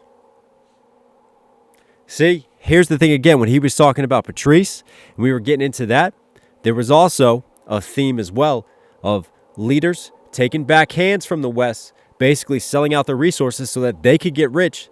And that's who we tended to prop up in the West in power. That's who we tended to support. Those who were agreeable to us, agreeable to our capitalist system, who wanted to support us, not necessarily what was best for Africa, what was best for each nation at the time. It was best for Western interests and best for Western business. Think about the amount of mineral companies, of corporations that are in Africa. How many of them are truly African? Dave talking, man. I question what I'm alive for. And can you say you're alive if you ain't got something you're willing to die for? What am I willing to die for? What am I doing in this generation? I get in my head. That's a bar and a half, man. To die for. What am I alive for? And can you say you're alive if you ain't got something you're willing to die for? Can you say you're alive if you ain't got something you're willing to die for? Because what is life at the end of the day if you're not fighting for something? What is the meaning of it all and what's the purpose? Because we're all going to the same place in the end. What am I willing to die for? And you can't take any of this that you see with you. You can't take this. You can't take any of the likes, the money, the fame, the attention. None of it. None of it matters in the end. But what are the principles that you stand for while you're here, while you're 10 toes down? And can you say you're alive if you ain't got something you're willing to die for? What am I willing to die for? What am I doing in this generation? I get in my head sometimes. I feel like I'm in despair. That feeling of total powerlessness. I get that sinking feeling that good ain't defeating evil. Man. I put that pain on vinyl, but feel like that shit ain't moving a needle. Retweeting people, raising awareness. In all fairness. Put that on vinyl? The needle on vinyl? But you know the saying, the idiom, like moving the needle? I feel like evil constantly wins. No matter what I speak out on, even when I put it into my art, am I truly enacting change? Am I making change in the world and moving that needle? That was another just bar and a half, man. Like for me, it's these hard cutting truths, these political bars, these wisdom bars that he's giving you that he's flipping into double entendres. I'm a huge fan of that. Moving a needle, retweeting people, raising awareness. In all fairness. Ain't gonna bring Chris back to his parents, but there's no other option. It's a process, gotta stand and protest. Cause they want man silenced, cause they want man dead, or they want man hopeless. In the next generation, I spoke with my ancestors in the night and I showed them. They spoke with tears. Which Chris was he talking about? He's talking about his bro Chris, who's locked up, ain't gonna bring him back to his parents, all the retweeting and everything that we're marching and standing for? What other Chris's? There's the Chris Kaba, because he was shot and killed. And there were protests over that. And Stormzy spoke up on that one. It might be that. I'm not sure which Chris. It's a process, gotta stand and protest. Cause they want man silenced, cause they want man. Because he's got the protest lines. And he's got all these setups and not coming back to his parents because he's literally dead. Right? In all fairness. And that's a pretty divided one for people. Because some people look at his criminal history. They look at what he was involved in. And they go, well, is it a surprise he was leading a lifestyle like this? He was put in this situation and that happened. Whereas on the other side of the fence, they look and they go, well, what did the police officer know at the time? Right? Did the police officer racially profile him? And that's why he used lethal force when there could have been other options and other ways to deal with the situation. Ain't gonna bring Chris back to his. I feel like Dave's speaking out on the Chris Kaba. It's gotta be that one. Parents, but there's no other option. It's a process, gotta stand and protest. Cause they want man silenced, cause they want man dead, or they want man hopeless. Yeah. In the next generation, I spoke with my ancestors in the night and I showed them. In my next generation, I spoke on my ancestors in the night and I showed them. Like right there. Like, you know what I'm talking about again? How it's marinated with this piano. With this just melody, this vocal cut underneath. But he has these moments, even though I feel like he's drip feeding us, where he just like speeds through this flow. It's such a controlled, again, just that peppered staccato flow, man. It's very, very dope. Just the speed approach that he's taking with this. Man dead, or they want man hopeless. In the next generation, I spoke with my ancestors in the night and I showed them. That's a they flow. Spoke with tears in their eyes for the brothers they lost and said it was progress. How can it be progress? I asked them, confused, disgusted. They said, David, just so you could fight this Christ, you know how much suffering touched us. And you got a chance, we come from a time and a place where you couldn't get justice. Had to find peace in the fact that we all answer to the one that we trust in. And in our generation, we did do peaceful protests just like you. Burnt buildings just like you. Did boycotts just like you. Sat in a hostel, powerless, did feel powerless just like you. And I know that it may sound strange, but we made some change and we're just like you. I know that you question your character. I know that you suffer in silence. I know that it don't feel right when you go to the club in Victoria Island. Cause how can you dance in a club there's 100 people begging outside it? I know the sins of your father. I know that you're desperate to fight them. So step in your purpose. Speak for your people, share your secrets. I love this. I love how he's now taking his own individual situation. Now he's transcending, right? And now he's connecting generations. Because how did he start this song? Reflecting on these different historical moments and what if I was there? And now he's taking the approach of he's actually speaking with those who were there, right? And he's relating it to his frustrations that he personally deals with. Because there's the internal and what he goes through in his fights, and then there's the external in the world that he's fighting to change as well. It feels like there's that transformational change within, and then there's that external transformational change that he's trying to achieve. But he feels like he's not getting closer at all. But what are they speaking to him on? You know, we had similar struggles. We went through these same situations that you went through. And change is not immediate. It doesn't happen overnight. It's a process. But that doesn't mean that the struggle and the fight isn't worth it. Man. You're desperate to fight them. So step in your purpose. Speak for your people. Share your secrets. Expose your emotions. You might. Again, speak for your people. Share your secrets. Remember he talked about being King David before? David speaking for the Israelites, speaking for his tribe. I think there's those connections again throughout all this as well. This is so layered and well written. So step in your purpose, speak for your people, share your secrets, expose your emotions. You might not see, but it's people that need it, never demand it. And if God can grant it, manifest it and receive it. Your name is David, and that covenant's sacred. You got a promise, so keep it, deep it. That man talking the thing, but I bleed it. Man wanna speak on the scene, but I've seen it. Tried in the fire, but I get some anointed. Kano part. Man want to talk on the thing, but I bleed this, right? Talk on the scene, S-C-E-N-E versus I've seen, S-E-E-N. That was a dope word flip right there as well. But again, I'm walking the walk. And for me, this is true art right here. This is no filters. And the best art that is truly timeless is just spoken straight from the soul. And I feel like Dave is just pouring his soul out right here. And you feel that authenticity. You feel that vulnerability. You feel the emotions in this, man. Every single bar in line. Name is David, and that covenant's sacred. You got a promise, so keep it, deep it. That man talking the thing, but I bleed it. Man wanna speak on the scene, but I've seen it. Tried in the fire, but I get some anointed. Kano passed me the torch, I received it. God told me I'm the one, I believed it. Child of Fire, that's a song that he had with Getz. Come on. Tried in the fire, but Getz is another super dope UK MC. Get some anointed. Kano passed me the torch, I received it. Shout God Kano. told me I'm the one, I believed it. Hey, Top Boy. What up, Top Boy? Come on, man. What a series that was. But also, Kano's a dope artist as well, right? Dave and Kano in Top Boy. Come on. In the fire, but Come on. There's layers. Some anointed. Kano passed me the torch, I received it. God told me I'm the one, I believed it. Shout Hollow Man, cause he helped me achieve it. I'm the youngest of my brothers. Father, he's Hollow Man, shout out Gigs. Told me I'm the one, I believed it. Shout Hollow Man, cause he helped me achieve it. All these people that he's worked with, right? Now he's showing love. What's he doing? Yet again, I have this platform now, but I'm also going to pay homage. I'm going to show love to those who helped me get here so I can speak on these things. I'm the youngest of my brothers. Father, he's the burden on our mothers. Give these niggas money, see their colors. Don't mix me with them, I'm not the one. Grind and miss the summer when it comes. I'm Abraham, I sacrificed the son. Where I'm from, they sacrifice the son. Hold up, I ain't finished, I ain't done. My ancestors. Man, I fucking love this job. I'm talking the thing, but I bleed it. Man wanna speak on the scene, but I've seen it. Tried in the fire, but I get some anointed. Kano passed me the torch, I received it. God told me I'm the one, I believed it. Shout Hollow Man, cause he helped me. God told me I'm the one. Again, you know how I talked about the parallels of this to David?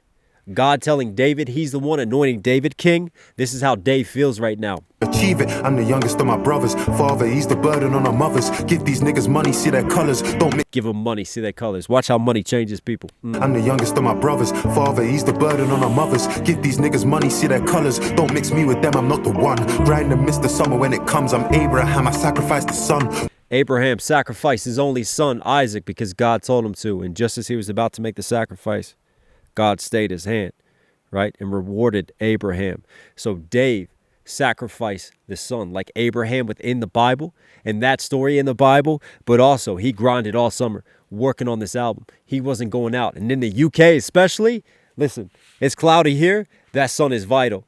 You get some of that sunshine, everybody is out for like the 1 month that the sun does come out, right? You got to take advantage of that.